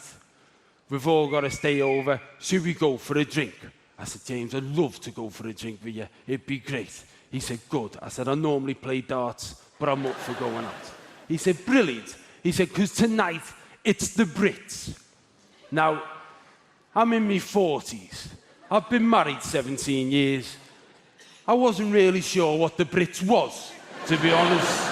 But in front of me new showbiz mates, I didn't want to look like a knobhead. So I went, all right, yeah, let's go and do some Brits. Yeah, I'm always up for some Brits. We're always Britain it by us. Let's go and Brits it. Yeah, I'm up for the Brits. Let's go and Brits it. He said, fantastic. He said, I'll phone Robbie up. We'll go to his party. I said, great. If we're going to go to a party, let's stop at the off-licence on the way and get the ale in. He said, no, it's not that kind of party. It'll be in a nightclub. He said, do you know Robbie? And I went, I mean, I know some Robbies. He said, Robbie Williams. I went, oh, Bob! 10 minutes later, I'm sat in a car with James Corden and Freddie Flintoff going to the Robbie Williams Brits after-show party. It's one of those moments where you want to phone your mate and go, guess where I am? Well, you can't. I'm just trying to act all cool. I'm also in a car going to a nightclub. It's a long time since I've been to a nightclub. In my head, I'm worried about whether they're going to let me in jeans. The last nightclub I went to, I wore a thin leather tie. It's been a while. We come along in this car, we turn up at this nightclub in London. There's a cavalcade of cars. The bouncers come out and open the door. Bouncers aren't what bouncers used to be. Bouncers used to be different. When I was going to nightclubs, they used to wear dicky bows and look dead smart. They don't do that now. They have little bomber jackets with certificates on the sleeve, don't you? To show you they've got an MVQ in kicking your head in. We go to walk into this nightclub. There's a bank of photographers there. They all start shouting, James, Freddie. Start taking photographs. No one knows who the friggin' hell I am. But they're shouting, James, Freddie. So they stop. So I stopped.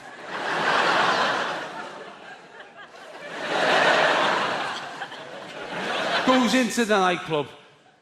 It was a bit loud, to be honest with you. It was a bit loud, and there was a lot of songs without words, a lot of boom, boom, boom, and I had a really good book that I was halfway through, so I didn't want to stay out late anyway. And also, Robbie wasn't there, which disappointed me immensely. I spent all night hoping to bump into Robbie Williams. I spent all night walking around with a bottle of beer in my hand in case I bumped into Robbie Williams, so I could say, "Oh, do us a favour, Robbie, take that." I know. Shit joke, but who else you going to do it with? So I spent all night doing that. Goes home, woke up the following morning, one of my mates phoned me up. He said, "Where were you last night?" I said, "Look, I'm sorry I missed the dart." He said, "Where were you?" I said, "I was just working." He said, "I know where you were." I said, "What do you mean?" He said, "You were out in London, weren't you?" I said, "What do you mean?" He said, "Get up, have a look on the Sky News website, have a look in the showbiz section, look at the Brits after-show party." I said, "Look, mate," I said, "I don't want you to think I've become a champagne Charlie. I was just out with some lads from work. We were going to this thing. We had to stay over." He said, "Just get up and have a look, knobhead." I got out of bed. I looked on the Sky News website. I looked in the showbiz section. I looked at the Brits after-show party. There was 42 photographs. Photograph number 39 was a picture of me, James Corden, and Freddie Flintoff walking into the Robbie Williams party. The caption next to it said, "An unlikely trio." It said James Corden and Freddie Flintoff arrived at the Robbie Williams after-show party with Bez from the Happy Mondays. It's a tough time to be a young person in the world right now. I think it's a tough time, and here's why. I was writing on a TV show last year, and at the end of the show, when it was canceled, I checked my bank balance on my phone. And on my phone, I saw that I had $5,421, not to brag. And this is how little I know about being an adult. I saw the bank balance on the screen, and I thought to myself, with no irony, I should buy a house. Not a big house, one of those small $5,000 houses. How is any millennial ever gonna own a home? How is any young person ever gonna own a home? It seems impossible, and it's made me hate old people. I see a few of you in here tonight. I hate you. Because every old person in a city like London or LA or New York is the same. They're like, "My house is worth £2 million, but when I bought it in 1981, I paid 11 raspberries for it."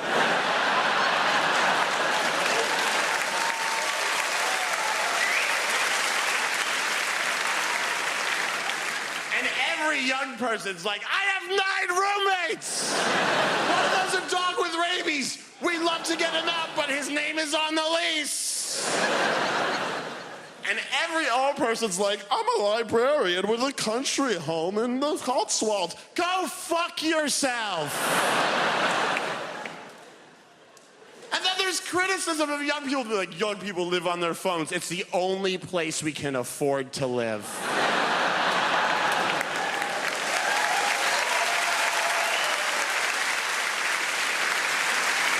By the way, our governments are the oldest governments. Like, the U.S. government has the third oldest government in the world. It's Croatia, Mozambique, the United States, and the UK is ninth. The average age of a U.S. politician is dead. All of our leaders are crazy old. It's a gerontocracy. John McCain died last year, the guy who ran for president against Obama the first time, and people were like, what a tragedy. What? They're like, what a tragedy. Gone too soon. No, he should have died 25 years ago. John McCain, when he ran for president, was the oldest man who ever lived. I'm not kidding, look it up. He's the oldest man who ever lived. Everyone he went to high school with was killed when the meteor hit. John McCain is in the Bible. If you open up to the second page of the Bible, there's McCain killing his brother McAbel. He's crazy old. I can't enjoy certain television shows. Like, I was watching SpongeBob SquarePants with a younger cousin, 2 years younger. We love the classics. And I'm getting angrier and angrier because I'm watching SpongeBob and I'm thinking, this sponge owns his own pineapple?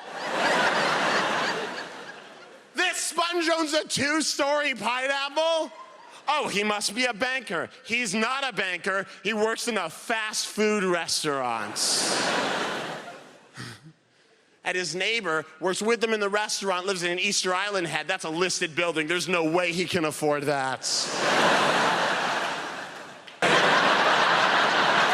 Lay it on your ass with a key in your eye. It's also good to be here because I enjoy drinking. That's how I got this lovely voice. But I do enjoy drinking, and it's beautiful here for that. You know, like in LA, I'm an alcoholic. In Canada, I'm a drinker. Here, fine. I'm absolutely fine. I have nothing to worry about. Everything's wonderful. In fact, I could be fit. And in Ireland, I'm a pussy. So it depends, really, on where you go. I remember years ago, the first time I got really smashed was in Dublin many years ago. And bless one person. And I got smashed. I've never been that smashed. I fell off the back of a bar stool. I've never done that before. And it wasn't because I was, you know, this kind of drunk. It's just for a brief moment, I thought there was a back on the bar stool. So I was like winding up a story, some bullshit story that I thought was clever. You know, and I'm winding her up. And then we all decided to, and just completely disappeared from view. But God bless the Irish. They don't make fun of you. They just pick you up, dust you off, and put you back on that bar stool. And then they all line up and tell you the story about when they fell off the bar stool. And fiddles come out of nowhere. And they sing a song about what just happened.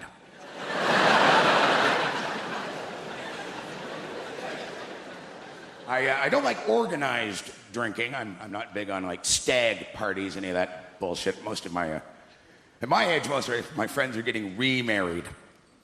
And the stags are a bit calmer when you're getting remarried. We just got smashed and watched Iron Man 2. Dumbest movie I've ever seen, and if you think it's good, then shoot yourself. There's no point. But I got smashed and mad at a movie. That's never a good sign. Walking home drunk with a suit. Nothing sadder than drunk men in suits. Way too many pockets. I'm walking, getting closer to my house. And what I don't know, I was wearing a necktie. And the wind grabbed the front part, the fat part of my tie, and threw it over my shoulder, leaving me with that little tie. I was so drunk, I looked down and thought, oh my God, I'm huge.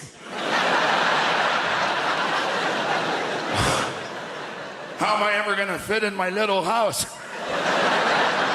I'm gonna have to live outside now. There's really, truly nothing sadder than a man drunk coming home, and there's the old lady in the house. And when I say old lady women, don't get all pissy. I'm her old man, so please don't form a giant woman and come up here and attack me. I've always had that fear of women. If you piss off more than 5, they morph into a big one and just come at you. Men all over the world, man. We stand outside of our homes drunk, auditioning to get in. There's nothing sadder standing outside of your house at 3 o'clock in the morning practicing the word hello.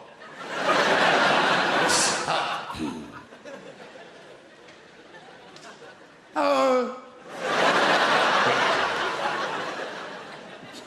Oh.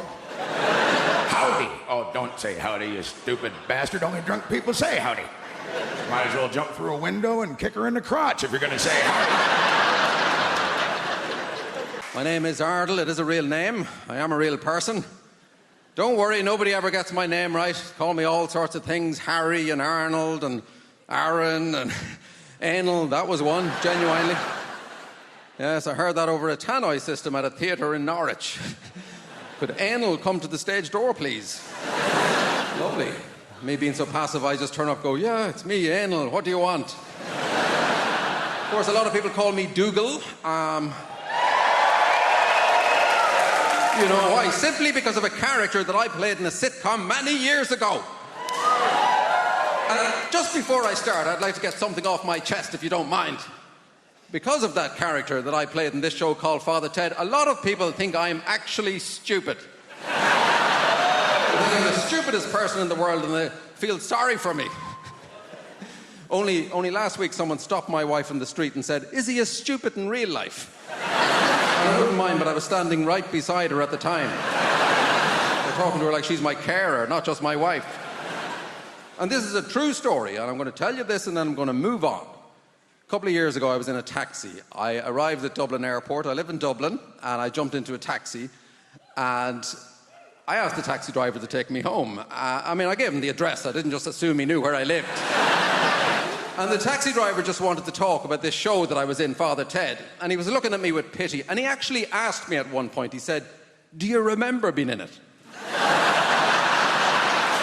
This is my life. People wonder why I do this. Why I travel up and down the country week in, week out, try to convince strangers that I'm a normal, intelligent human being. Well, that's the reason. Anyway, I'm in the taxi. And I'm trying to change the subject to anything at all, sport or politics, and I'm trying to impress the taxi driver with my knowledge, and I'm using big words to impress him, like utensil and testosterone. And we were getting on fine. We were about 20 minutes into the journey. This is absolutely true. I suddenly remembered that I have a car. Some of you are ahead of me. And 3 days previously, I parked my car at the airport car park. And I just couldn't tell him. I couldn't bring myself to tell him. I know how the world works. One little slip up, you'd never be allowed to forget it. "Oh, sorry, could you turn around? I'm such a big fool." No. I know he'd be telling everyone, "Oh, you'd never believe who I had in the car, that feckin' Egypt from Father Ted." So I let the driver take me all the way home. And as soon as he was out of sight, I called another taxi and I went back to the airport.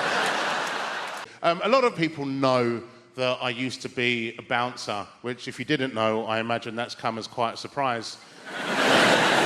What? I was. Problem is, I still look like a bouncer. There's about 12 of you in here that showed me your tickets, and people still treat me like a bouncer. I went out a little while ago for a drink. I'm in the bar's hot, so I went outside, get some air, send a text message. So I wasn't stood there very long. I looked up from my phone and a queue had formed. That's the kind of... I had to learn how to be a bouncer while being a bouncer, which is like the worst place to learn how to do that job, especially when people think you can fight.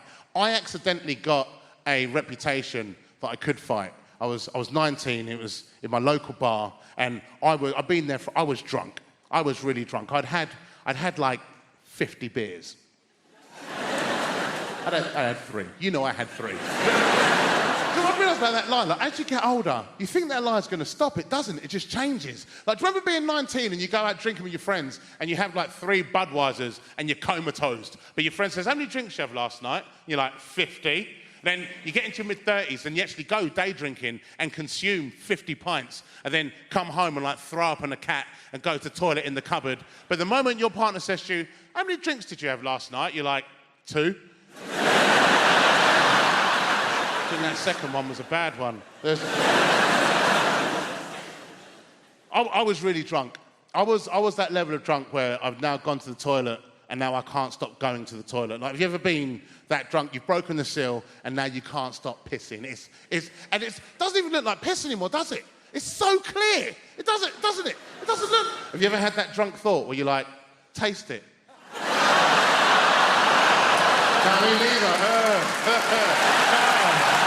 Unless you have. I haven't, you, because right, that's disgusting. Why would you bring that up? I haven't.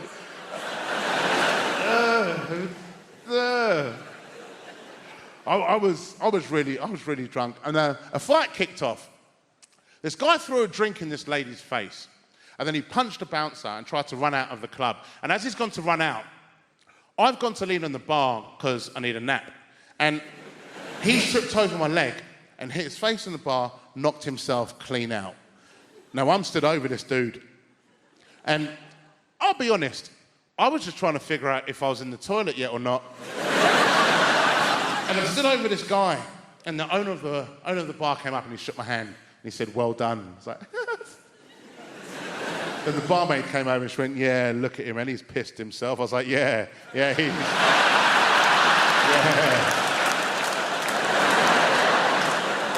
Yeah, he's definitely did that. There's a lot of misconceptions about bouncers as well. People think we know a lot more about star signs than we really do. Like, we don't. We just know that's how to catch you out, because I don't know, but I also know neither do you. And you always know who in the queue to pick, because you can see them practicing. We've all done it outside clubs when you're waiting to go in, going 3rd of the 8th, 94, 3rd of the 8th, 94. Then they get to the front and they're confident. They hand their ID and you go, date of birth, please. You go, 3rd of the 8th, 94. You go, what's your star sign?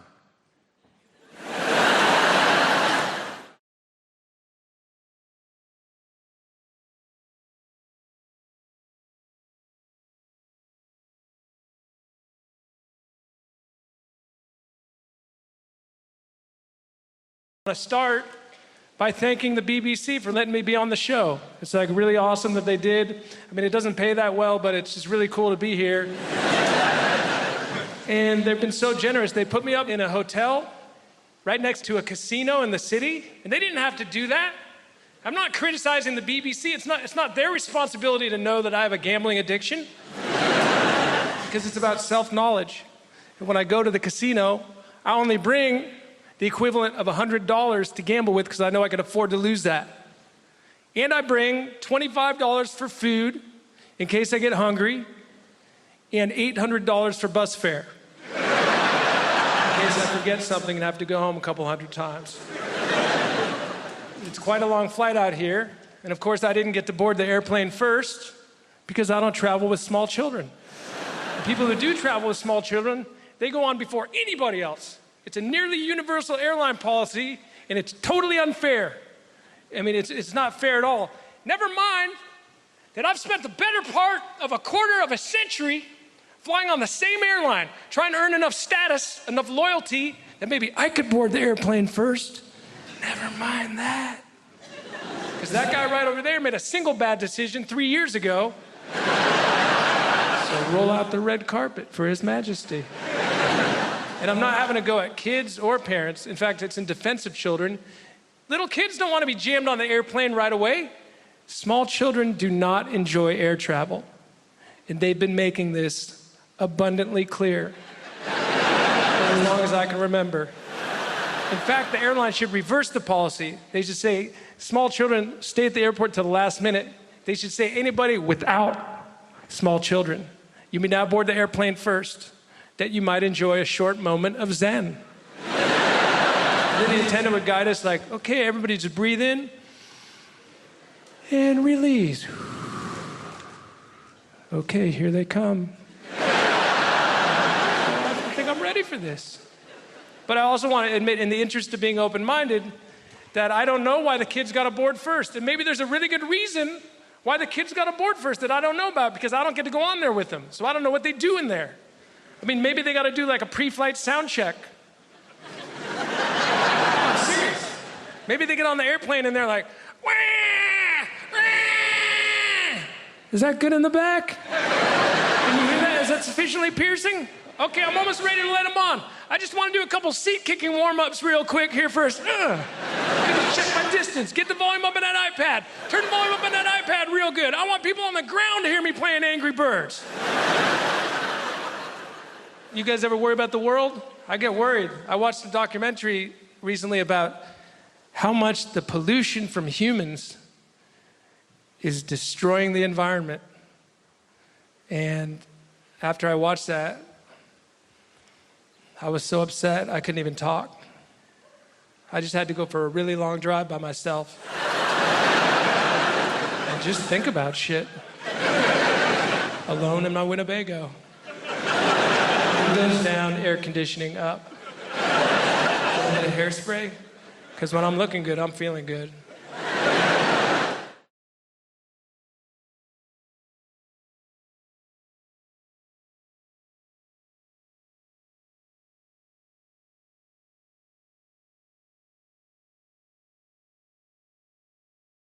I have a theory that masturbation is a kind of summoning spell for your own rational mind.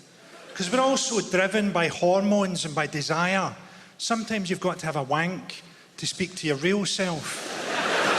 You have a wank, you go, oh, I should have shagged my ex one last time. I'll text her, I'll meet her, I'll shag her. And then you come and a little voice comes on in your head that goes, yeah, don't do that, mate.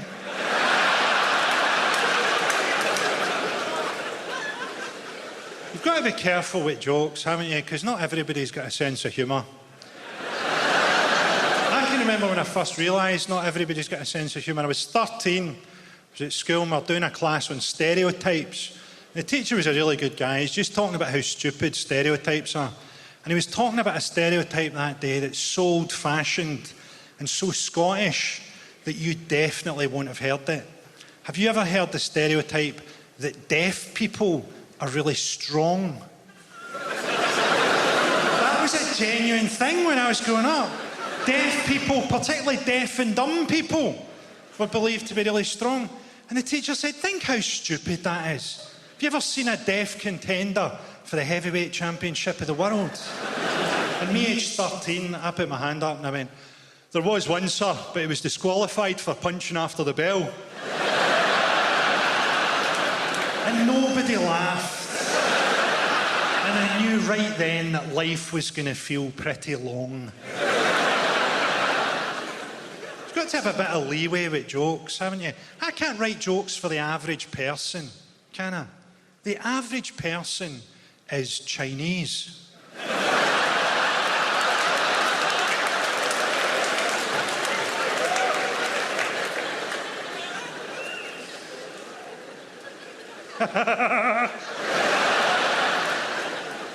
So I'm from Glasgow, a city where people think that hepatitis B is a fucking vitamin. To explain Glasgow's attitude to you, this happened to me recently. I was having a wee snooze in a park, because my career's been going really well lately. I was having a wee doze under a tree, and a guy came up to me and he went, do you know your problem? You're fucking unapproachable.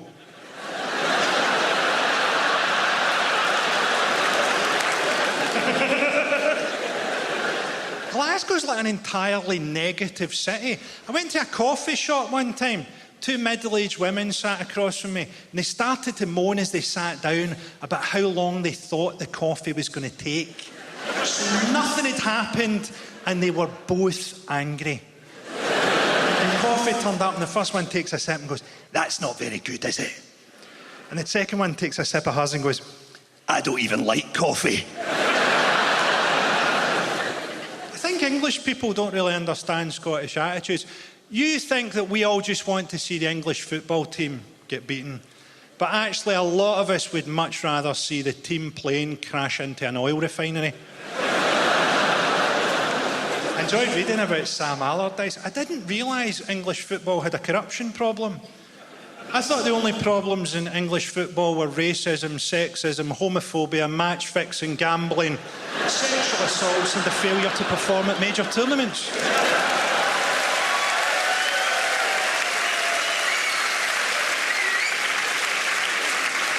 I was in America. I done a gig in America, in New York, and after the gig, a guy said to me, hey, buddy, are you actually Scottish? And I said, yes. And he said, man, your English is really good.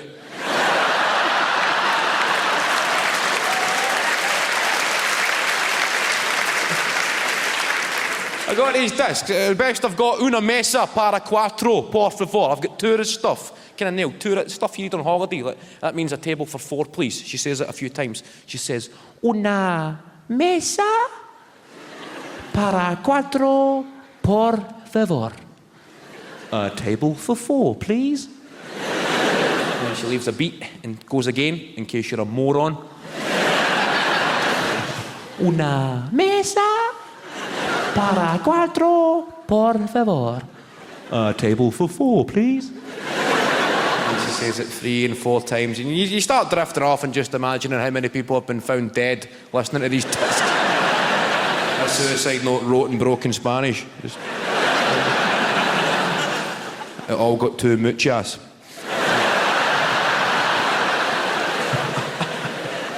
Una mesa para quattro, por favor.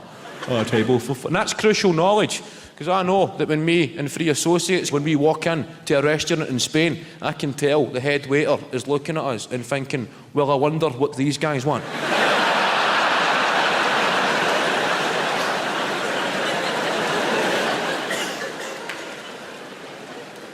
Fortunately, I'm on hand to defuse the situation. I have been thoroughly briefed. I step forward and say, una mesa para quattro, por favor. And we get sat at the table for 4. Guy brings the menus in Spanish, and I crumble. Everybody else is losing their minds, going, what the f... What's a hamburguesa?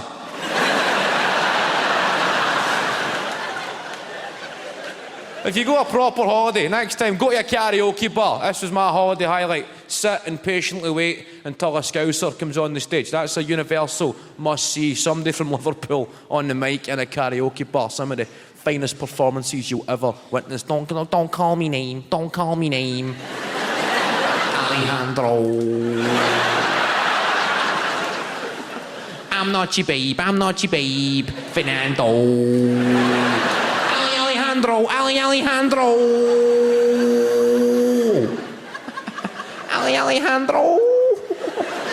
Baby, you're a firework.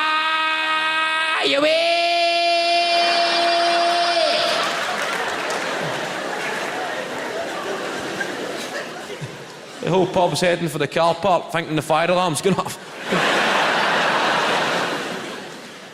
What's your name? Guy in the green t-shirt. Scott. Scott. What kind of music do you like, Scott? Top 40. Top 40, like chart music. Modern music just sounds the same to me. Makes me feel thick. No modern chart music. In the club. That's the way every song sounds to me these days. Everybody gonna shuffle on down tonight. We're in the club. In the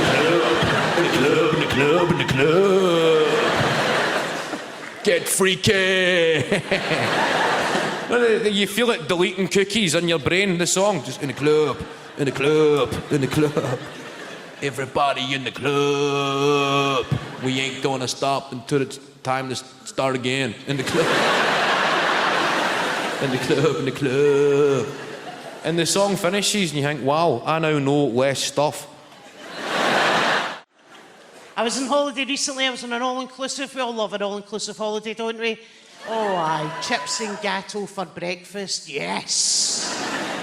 I always think it's amazing. I can always identify where people are from on an all-inclusive holiday. It's fascinating for me. Like the Italians, you can always tell the Italians because they could put on a bag of rags and look amazing. Then you can see the Germans, and they're quiet, and they're reserved. And then there's us, the British. That's interesting, isn't it? Because we all want to become pals with each other. I've had a pen pal in Woking for 25 years that I met in Lanzarote. But it was a really, really interesting for me because there's a way I can always tell if someone is from the south of England on holiday.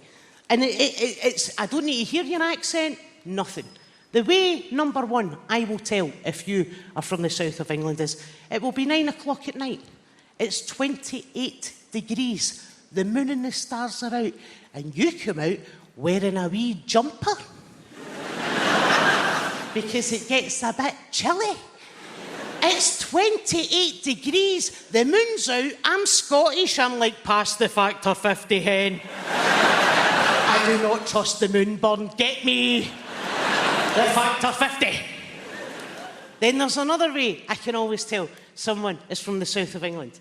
You and I are on an all-inclusive holiday. We can eat as much as we want. And they will go to the bar and they will order a half pint. No, you can't order a half pint in Scotland. Next time you visit Scotland, try and order a half pint. That is one of the most tense conversations you will ever have. About 3 months ago, I went to a bar in my home city of Glasgow, and I says to the barman, can I have 2 pints of lager and a half pint of lager? And he looked at me, and he went, what was that? I said, it's 2 pints. He went, no, just the last one. I went, it's just a half pint of lager, mate. Hold on. Come here. Tell him. Just the last one. I mean, it's just a half pint of lager. Is that for you? It's for my pal. Ah. Are they on antibiotics?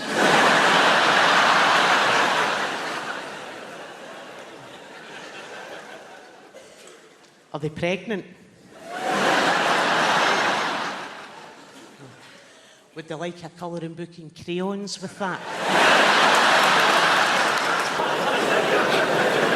I'm from Glasgow. If I had to explain Glasgow to you...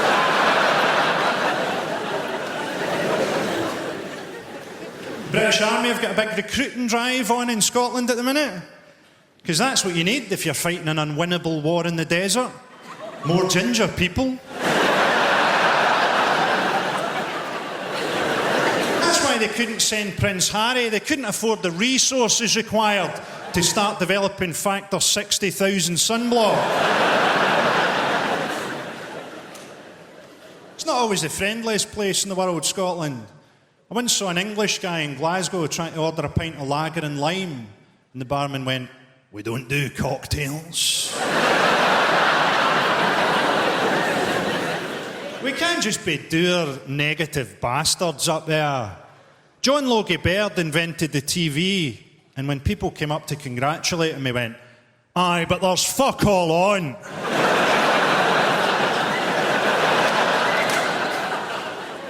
We're looking forward to the Olympics in London. I'll take that as a no. You don't need to be in the army these days to get a gun if you're a young person. A lot of gun crime on the streets, a lot of caps getting popped. I don't really know the solutions. I just know the problems. It used to be in the UK at 14 years old you could legally be in possession of an air rifle, whilst it's not a proper gun, it's still SWAT, right? But that get moved to 17 years old, because you know, 17-year-olds, they're dead responsible. If somebody was pointing a gun at you, you'd be going, that's fine, he looks about 17. He knows what he's done. 17 years old to be in possession of a firearm, but you've got to be 18 before you can be in possession of fireworks. 17, you can shoot somebody dead, but you've got to wait a year before you can frighten the shite out of a cat.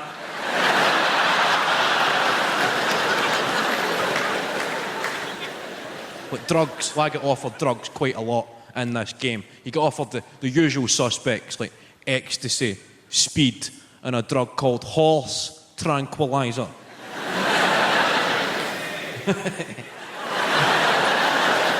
You shouting yay or nay? There.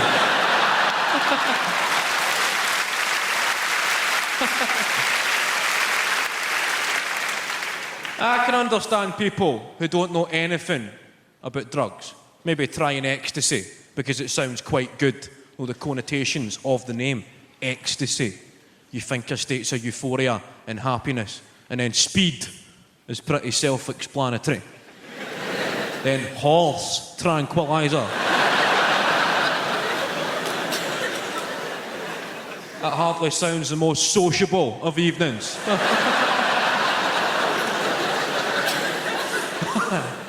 The fact I've replaced the original name with the effect it has on a horse. I think that's the way every drug should be tested. Give a lot of them to horses, then you can see what it actually does to you.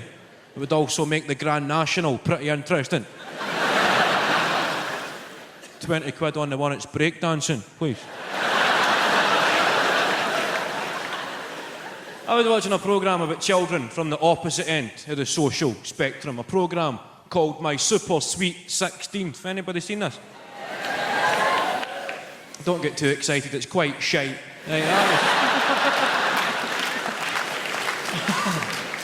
I was watching it about 2 o'clock in the morning when the TV's quite shite. Anybody watch late night telly? You ever been up that late at night when the TV just goes, get to bed? There's nothing to see here. Unless you're a deaf baseball fan with a gambling problem. Peter.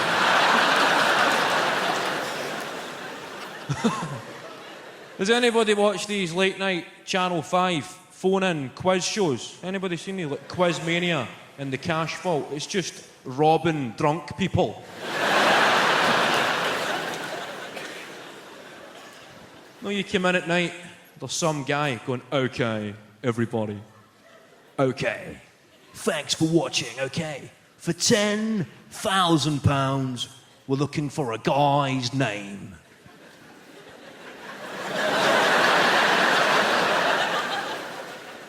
You come home steaming, I know a guy's name.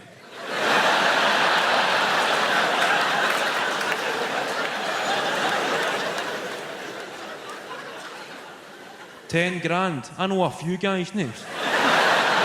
I think often a lot of people don't realise there's an actual person behind somebody's disability. And I experienced this, right, firsthand when I got lost in a park in Glasgow. I came off the path. I was in the bushes. Right, looking like a proper creepy weirdo. And I heard this guy aggressively running over at me, shouting, "Oi, you!" And I turned to face him. And he stopped dead in his tracks and went, "Oh, sorry, pal. Didn't see the stick. Thought you were a pest. You do know that's a pig, guy."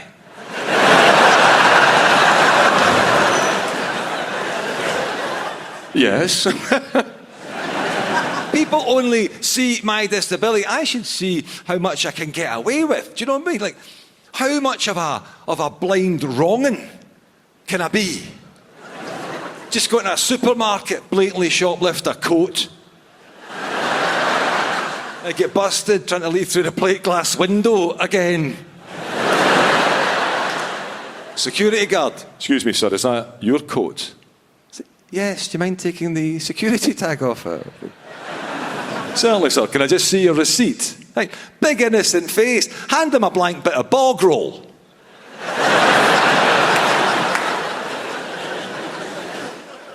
I bet he's not got the heart to say anything apart from, "Right, that's fine, have a nice day." But I still maintain, no, it is an excellent time to be disabled. In fact, now, In some areas, right, too good. To the point, I'd like to finish this evening by asking you lovely people of the Apollo a favour. Could you please, right, stop modifying sport so I can take part? It's now getting harder and harder to moan about being excluded when I am always being made to feel so very welcome. Not everything has to be accessible. There's a message. Being blind's a brilliant reason not to have to do something. Because this guy asked me if I wanted to take part in a game of football. You cheeky bastard. Oh, I'm going to guilt trip you, my friend. So I'd love to take part in a game of football, yes, but I just don't think the blind man's that welcome in the hallowed turf. Not realising blind football, it's an established sport. What sick prick came up with that? 22 blind lads running like fuck at each other. They're trying to kick a ball with a bell in it. Guys, that's not accessible. That's a blood sport. And who goes to see it?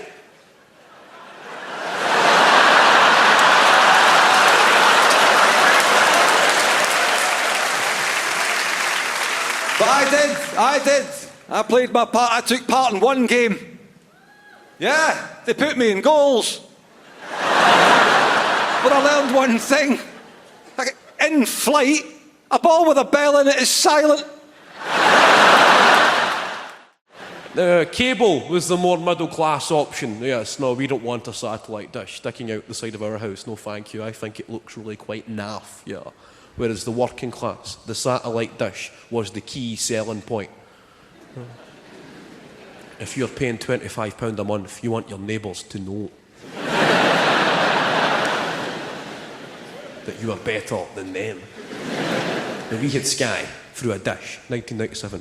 You could be watching old school Sky in the living room, watching it on the main TV, but you could also go upstairs to the bedroom TVs, turn to a certain channel and watch Sky in the bedroom, but only what the person in the living room was watching. I don't know the intrinsic technical explanation as to why this happened, but it just did. Saturday nights, me and my dad, I'm on the couch, he's in his chair, my mum's in bed, my brother's out with his pals, just me and the old man watching Match of the Day, watching the highlights. It gets to the kind of shite games, and I say, right, I think I'm going to go to bed, Dad. Good night.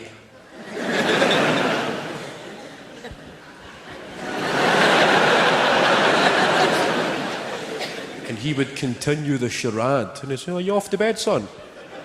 Good night. And there was that mutual father and son, we both know what the plan is here.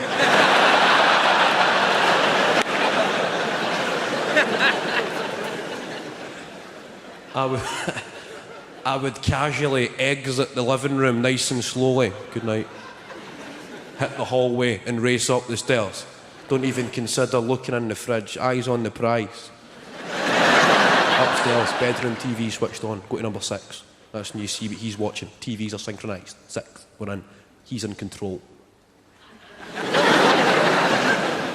A few minutes go by and he's still watching Match of the Day. That's fine. Well, he must be giving it a few minutes. You don't want to make it too obvious. He's done this before. 5 minutes go by. He's still watching Match of the Day. I'm thinking, come on, stick to the plan, Andy. I'm looking at the bottom left of the screen, waiting for the numbers to get typed in. The numbers that could make or break the evening's entertainment. give me your number, Sandy, come on. 9! That's a good start, 9.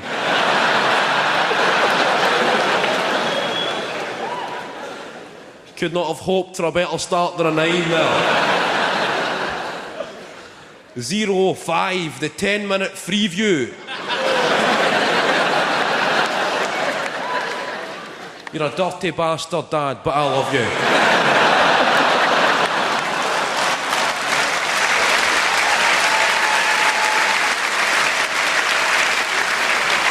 So, we've got some celebrities in, as always. Live at the Apollo, who have we got? We've got the EastEnders cast. How are we doing, EastEnders? They're sitting right at the back. I don't mean the extras, I mean the real people.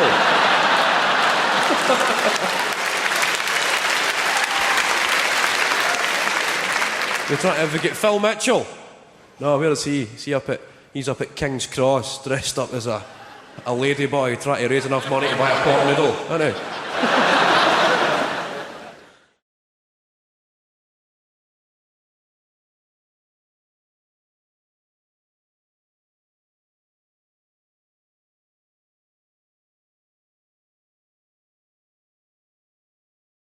I'm a romantic, that's my problem. I love romance. Oh, I want to be in a relationship. I want to try edible pants. You can't edible solo, they don't let you. I'm absolutely fascinated by them. Here's why. It must be someone's job to keep edible pants from being too delicious. Because they've got to be okay in context, but there's a team of scientists that's working day in, day out to make sure that none of us start craving them. Struggle being single. I'm a pick-me girl. Do you guys know what that is? A pick-me girl is a type of woman who's like me. I'm not like the other girls. Why? Because I like live music. Shackle me. I do like live music. Like sometimes I wonder if anyone's gone to see the band Placebo thinking it was The Cure. So I do think about that stuff.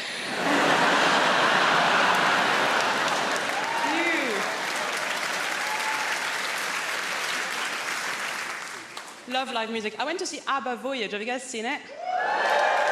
ABBA Voyage, if you haven't seen it, it's incredible. It's ABBA. They've got holograms now. But just before going into ABBA Voyage, I found out a little bit of industry gossip, and I'm going to share it with you because I was pissed off. ABBA, the band, they're not even dead.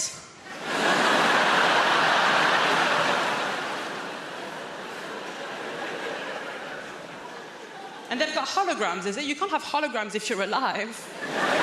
Hey, ABBA, go to work.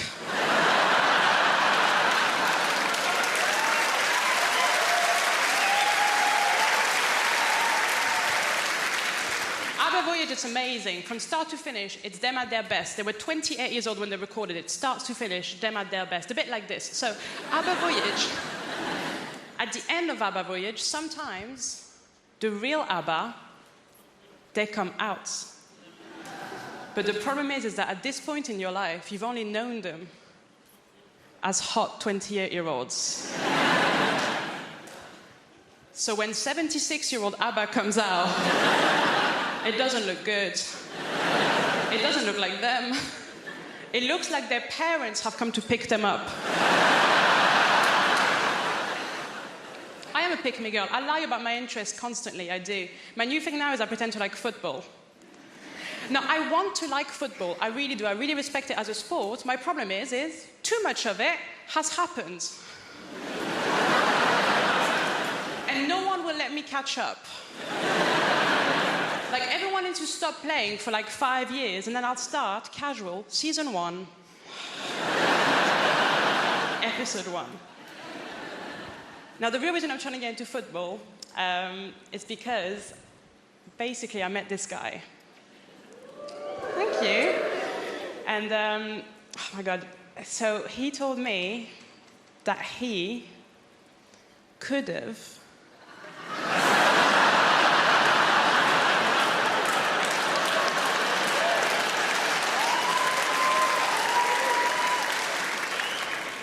Do you guys know him?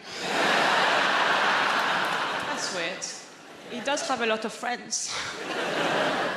He said he could have. gone professional.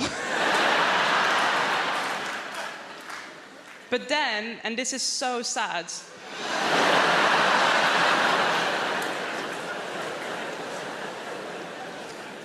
just before the trials,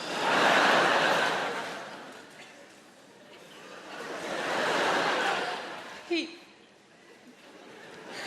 didn't have the skills.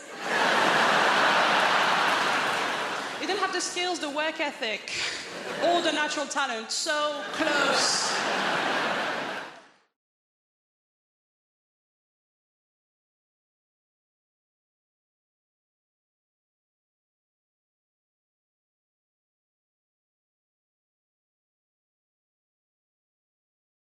People ask me all the time, so Rich, how did you end up becoming a comedian?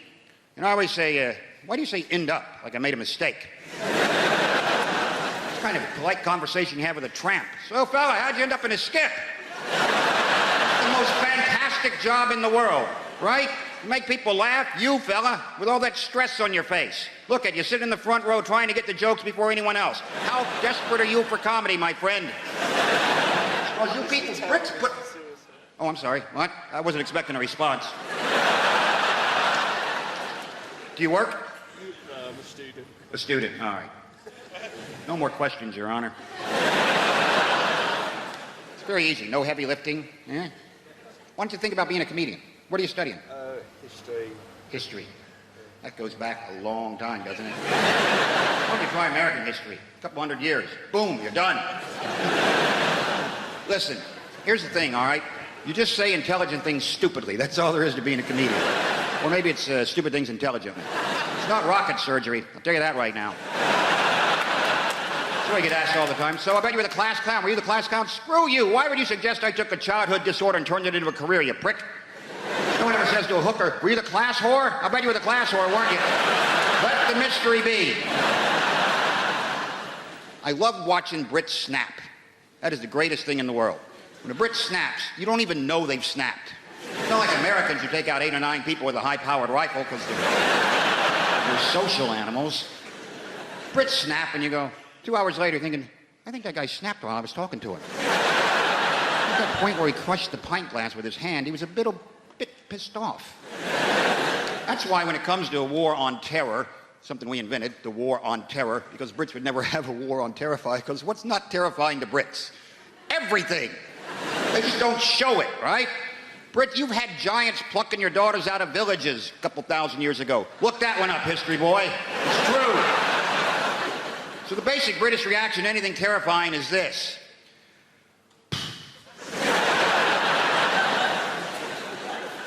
How much is this going to cost?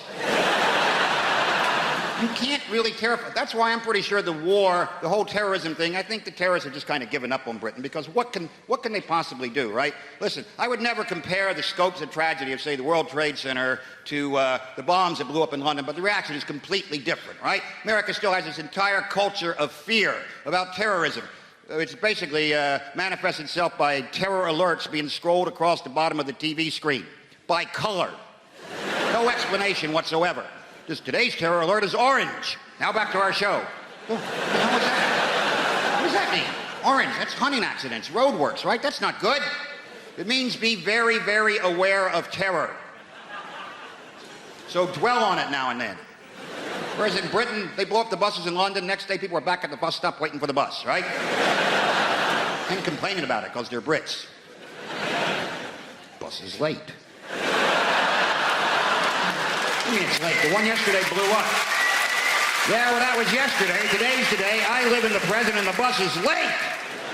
That's why when you watch a Brit snap, right, you got to get really close to them. They'll pick a high street and just corkscrew for a while. That's...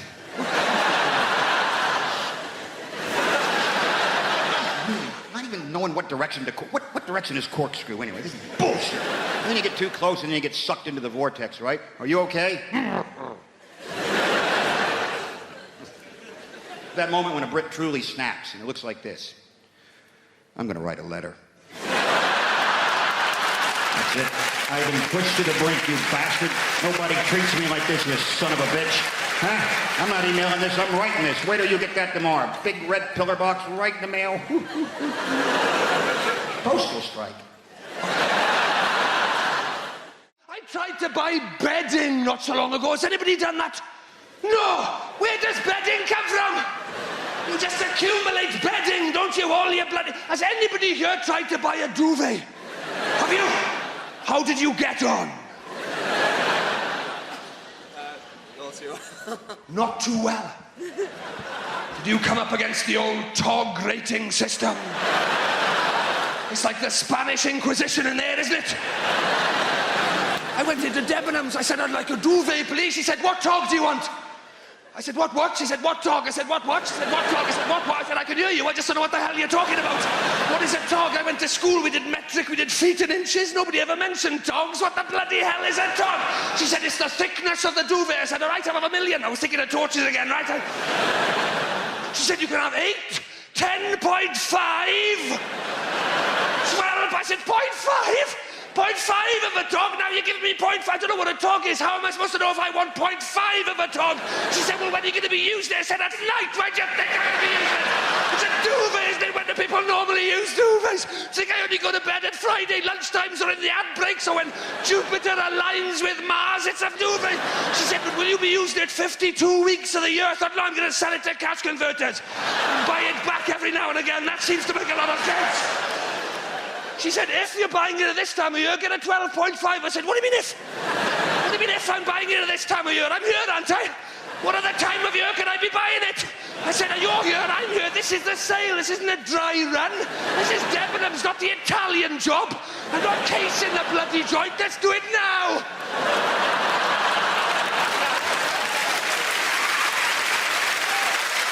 Oh, it's not even finished.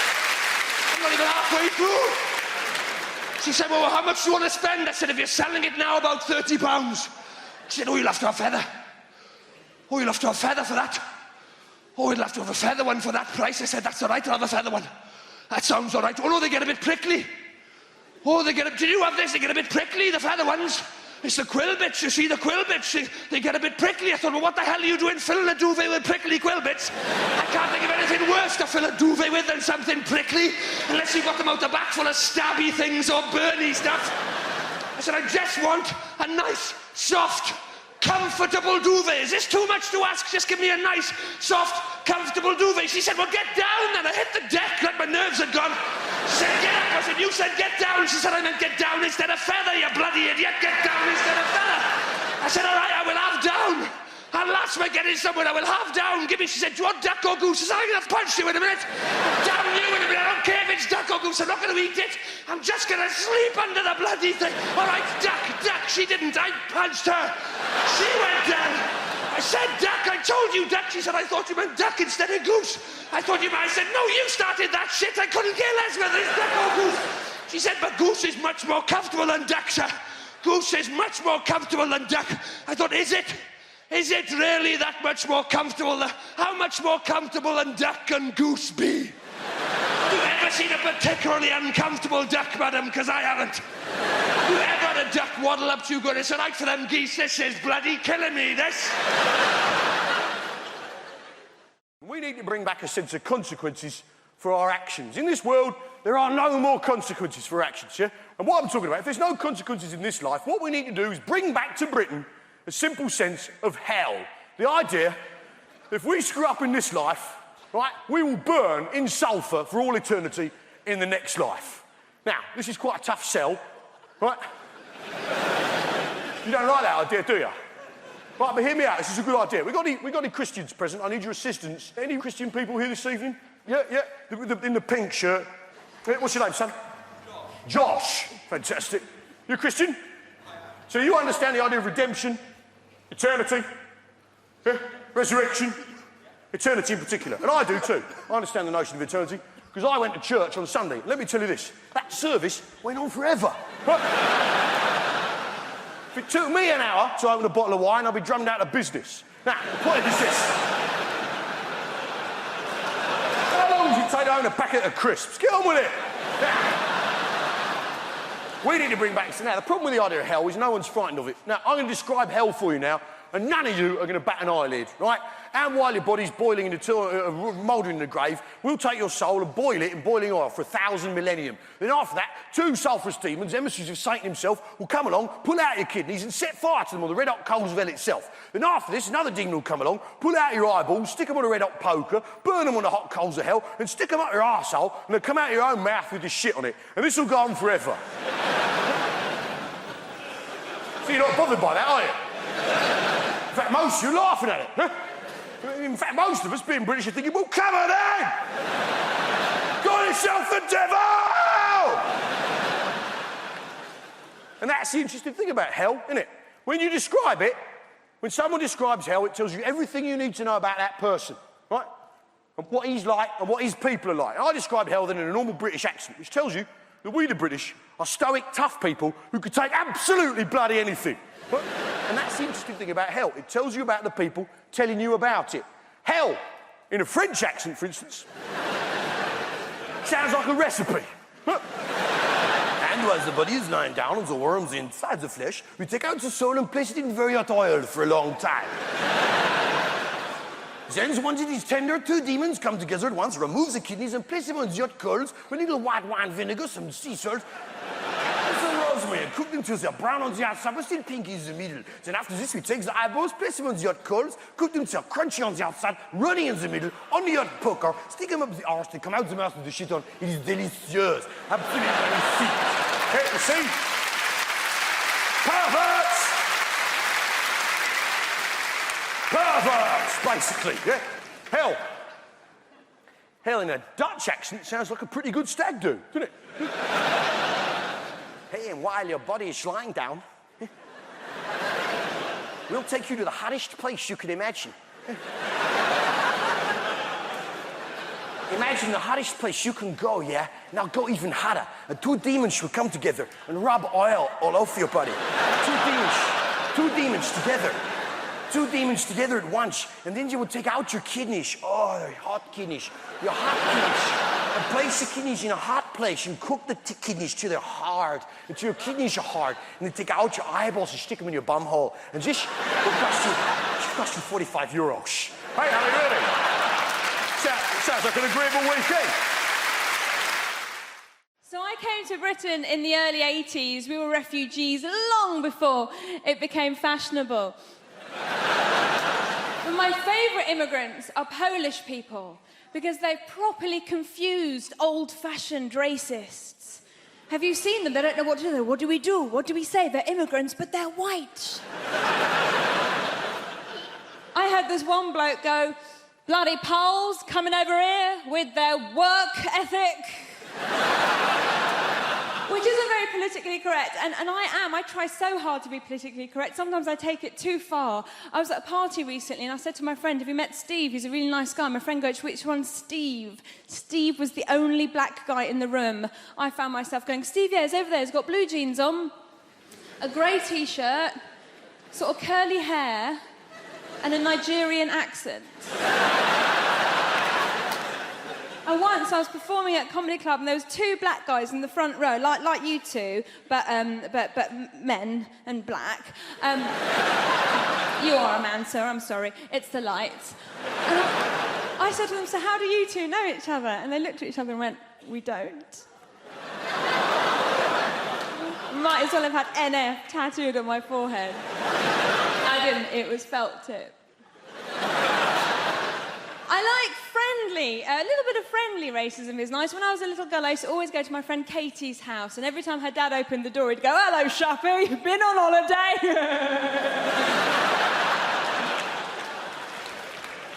So, I have a little boy, I have a baby boy, I'm a mum, and I'm looking at you, some of you are so young, I could be your mummy if I lived somewhere rural. Like a lot of women, I got to my 30s and I thought, I've got to have a baby now. Well, my mum's still young enough to look after it for me. And I went to all the antenatal classes, and this woman came up to me, one of the other mums goes, oh, how are you planning on losing your baby weight? And I was like, well, I was just thinking of having the child. And she was like, oh, I'm going to be a yummy mummy. I'm going to lose all my yummy mummy. That's just like a middle-class way of saying MILF. I was so happy when I found out that I was pregnant. And we had a scan and we knew that it was a boy. And people said to me, why did you find out the sex of your baby? Didn't you want a surprise? Well, it's going to be a boy or a girl, do you know what I mean? The only surprise would have been if it was a puppy. And there are no puppies in my family. There's one goat, it's not a blood relation. Thank goodness I have a child now. It was no fun being a broody Iranian woman. Every time I said to people, my body clock's ticking, they'd hit the ground.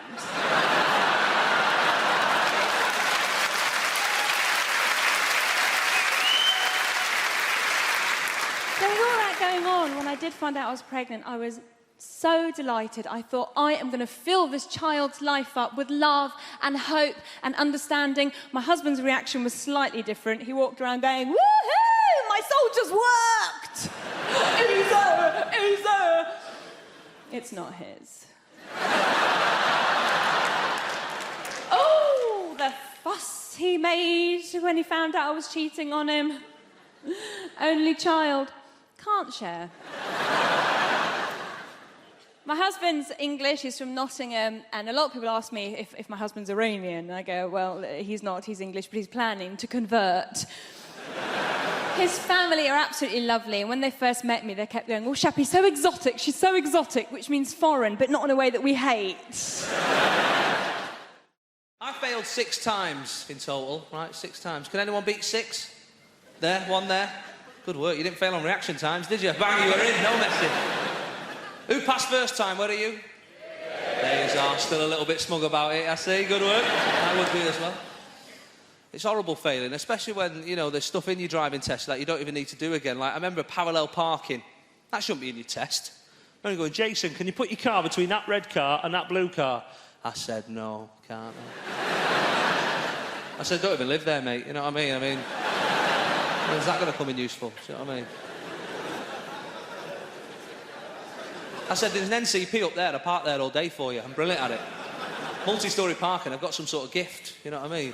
Although there's one thing that can ruin your day with multi-storey parking, right?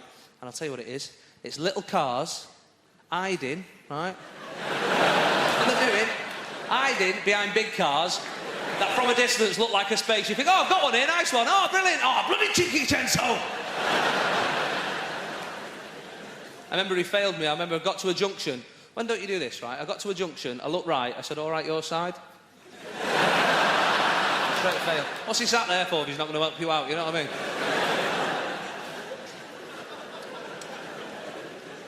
My wife, she passed first time. I was very proud of her, you know.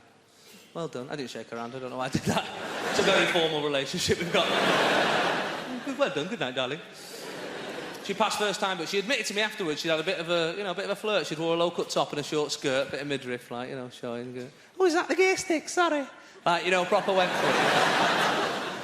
The worst thing was, when I did that, that was another fail. I always wanted to learn how to drive like my dad, mate. Dads are pretty good at driving, aren't they? They've got some sort of gift. Dads do stuff that nobody teaches you, right? You'll see a dad reversing. Nobody's taught him how to do this, right? But he's amazing at it. He puts his arm around the passenger seat like this, right? Nobody's taught him this. The examiner's not gone, we're going to do some reversing now. Have you got any kids? Yeah, I've got 2. Right. I'm going to show you how to properly do it. All right, so arm out like that. And my dad had used that because me and my brothers would be in the back. He'd need the back of his hand. Get your bloody heads down there, I can't see a thing. Wear a seatbelt. Wear a seatbelt. If you're not seeing that advert, you'll kill me as well. Right? It's proper mad, right? And then he'd reverse out of second gear, like out of a cul-de-sac and up an A-row without looking. It was amazing to see. And he shouldn't have even been driving, my dad, right? Because my dad's got narcolepsy, right? And I know. I laugh about it now because I'm still alive, right? But as a kid, it was terrifying. We go up to Blackpool on holiday, get in the middle lane of the motorway, you go, right, lads, if you hear this noise, wake me up. You shouldn't be using the rumble strips as an alarm clock, should you, at any point? Dad, hey, I'm only joking, just messing. We get up to Blackpool, you're like, I don't want to go on any rides, I'm all right, Dad, I'm fine. And it was a great disease for your dad to have as a kid, you know, growing up. We'd get away with all sorts when he was telling us off. Right, you 3, I've had enough of this. You lot are grounded for the... Yeah, whatever, we'll do what we want, old man. He'd use it for his advantage, though. Sometimes if he'd be talking to someone and he was bored, like my mum would be going, anyway, so our Barbara says he's not going to get back with Derek because my dad would just go. And then we'd be playing on the floor, we'd look up and he'd look at us and go... He'd wake up half an hour after dinner with a plate full of carrots. What's this happened again? What's going on? But the worst trick we ever did, right, we only played it once and we shouldn't have done it, was... I remember one time he fell asleep on the chair in the living room. Me and my brothers, we went upstairs, changed our clothes, come down, pretend he'd missed the day. I get shocked about what I get annoyed by. I get really annoyed by pizza leaflets. Everyone here in London, you know, you get pizza leaflets through your door. I get 8 a day, sometimes more. You know, I shouldn't bother them. I should pick them up, put them in the bin. But everyone that comes through, I go, it's like someone standing next to you all day long going, do you want a pizza? Fancy a pizza? Do you want a pizza? Fancy a pizza? No, I don't want a bloody pizza. I wouldn't mind if the photographs made them look tasty. But, you know, it looks like someone's cooked a kid's painting, doesn't it? Another thing that annoys me, tea bags. Oh, God. Because they're not bags, are they? You can't put anything in them, you can't take anything out. That's the minimum you expect from a bag, isn't it? If someone said to you, can you hold my bag? And you couldn't put anything in it, you couldn't take anything out. It hasn't got handles, don't have handles, do they? You go, it's not a bag, it's a cushion. Should be called tea, sealed yet perforated paper cage. Suppose they can't fit that on the box, can they? I'd meet them halfway. Herbal prison of permeable mesh. I'm a reasonable guy. Another thing drives me mental. You know, the self-checkouts at supermarkets. Oh, God. I come away from there. I don't not feel like a man. I don't even feel like a mammal. I feel like an amoeba when I come out of that place. Because nothing swipes, does it? I'm swiping, nothing swipes. OK, I won't have carrots this week. Then I can live without butter. The other day I was begging it to let me have a chicken. You know? No, just have a chicken. Just a chicken. I was rubbing it, banging it, swiping it. I'm going to leave the money here and I'm going, OK? You do your worst. Oh, I hate coming out of that place. Yeah? I walk up there with 2 bags of shopping. I come away with a can of Coke and an apple. And for some weird reason, the apple swiped. It hasn't got a sticker on it.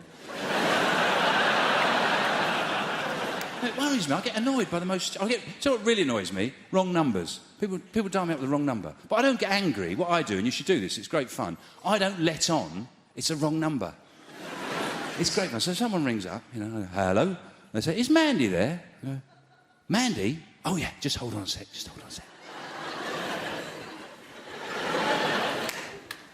Mandy! Mandy! Get your ass up here now!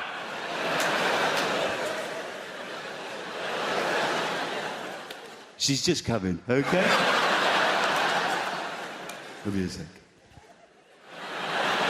I don't know who it is. Some wanker! What have I told you? Don't wear your shoes in the house.